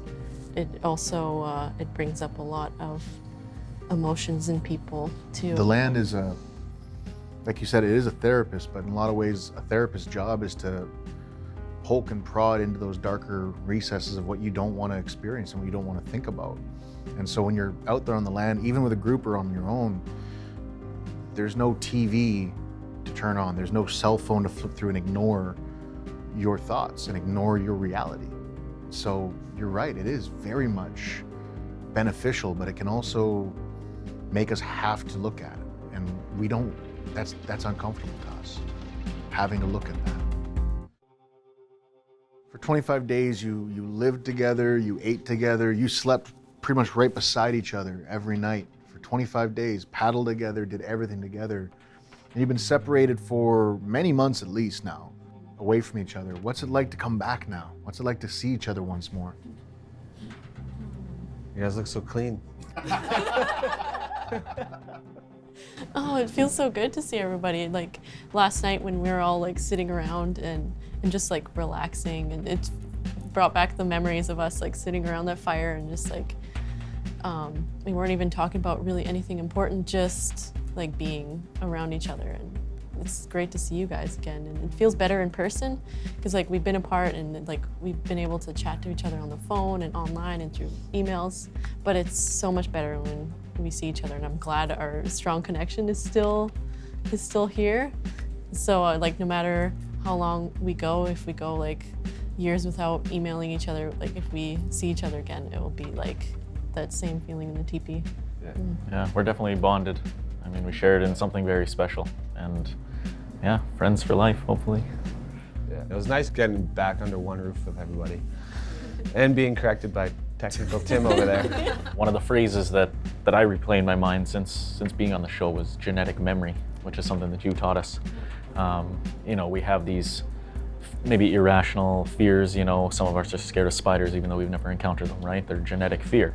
And the same thing that you taught us with genetic memory, that we have this innate ability to, you know, potentially live off the land, and that we carry these lessons with us. And I think that was one of the coolest things that we learned out there. Watching you guys out there, watching all of you, from learning how to make fire, learning how to patch a canoe, or making shelter, or processing fish, and setting traps for animals. That genetic memory, that concept, it's not that you're learning this stuff, and it's not that you're trying to preserve this stuff. You're relearning it. You already know it. And more importantly, you're not preserving it. Preserving is what a museum does. Preserving is what you do to pickles. You're revitalizing it. You're bringing it back into a daily lifestyle. You're bringing it back to the forefront. And watching you folks grow every episode of this entire season would bring emotions to me, watching how excited you would get over things, or how upset you would get over things, and seeing the changes. It was genuinely beautiful to see. I want to thank all you guys for coming down together and sitting down with me and reminiscing and reuniting. This was a beautiful chance to see your side of the story, see you come back and look at it from a further lens, coming back to it from a different angle, and seeing your ideals change and your lives change from everything you've done and the healing that's happened in your experiences since then. Thank you so much for this. Thank you so much. Miigwech. Thank you. In every lesson, we find a way to reach tomorrow by connecting to our past. Braided together, we show our strength in unity, enabling us to use Mother Nature's gifts. Will we reconnect to the land that has blessed us for generations? Who we are is not lost. Who we can be is our choice. Redoubling Reunited. Inanako mo no tagi jigak. Minegi melomad siak. Mininan maskawi ziwen. Nestaga sentagus win. Blogono manan. Nesta shawene manan. Anut nesta kagege. Hinabu agege gon. Anut tayan. Melomad siak. Anut tagi jigak. Anut nesta kagege. Miigwech kechamandu. Miigwech kechamandu.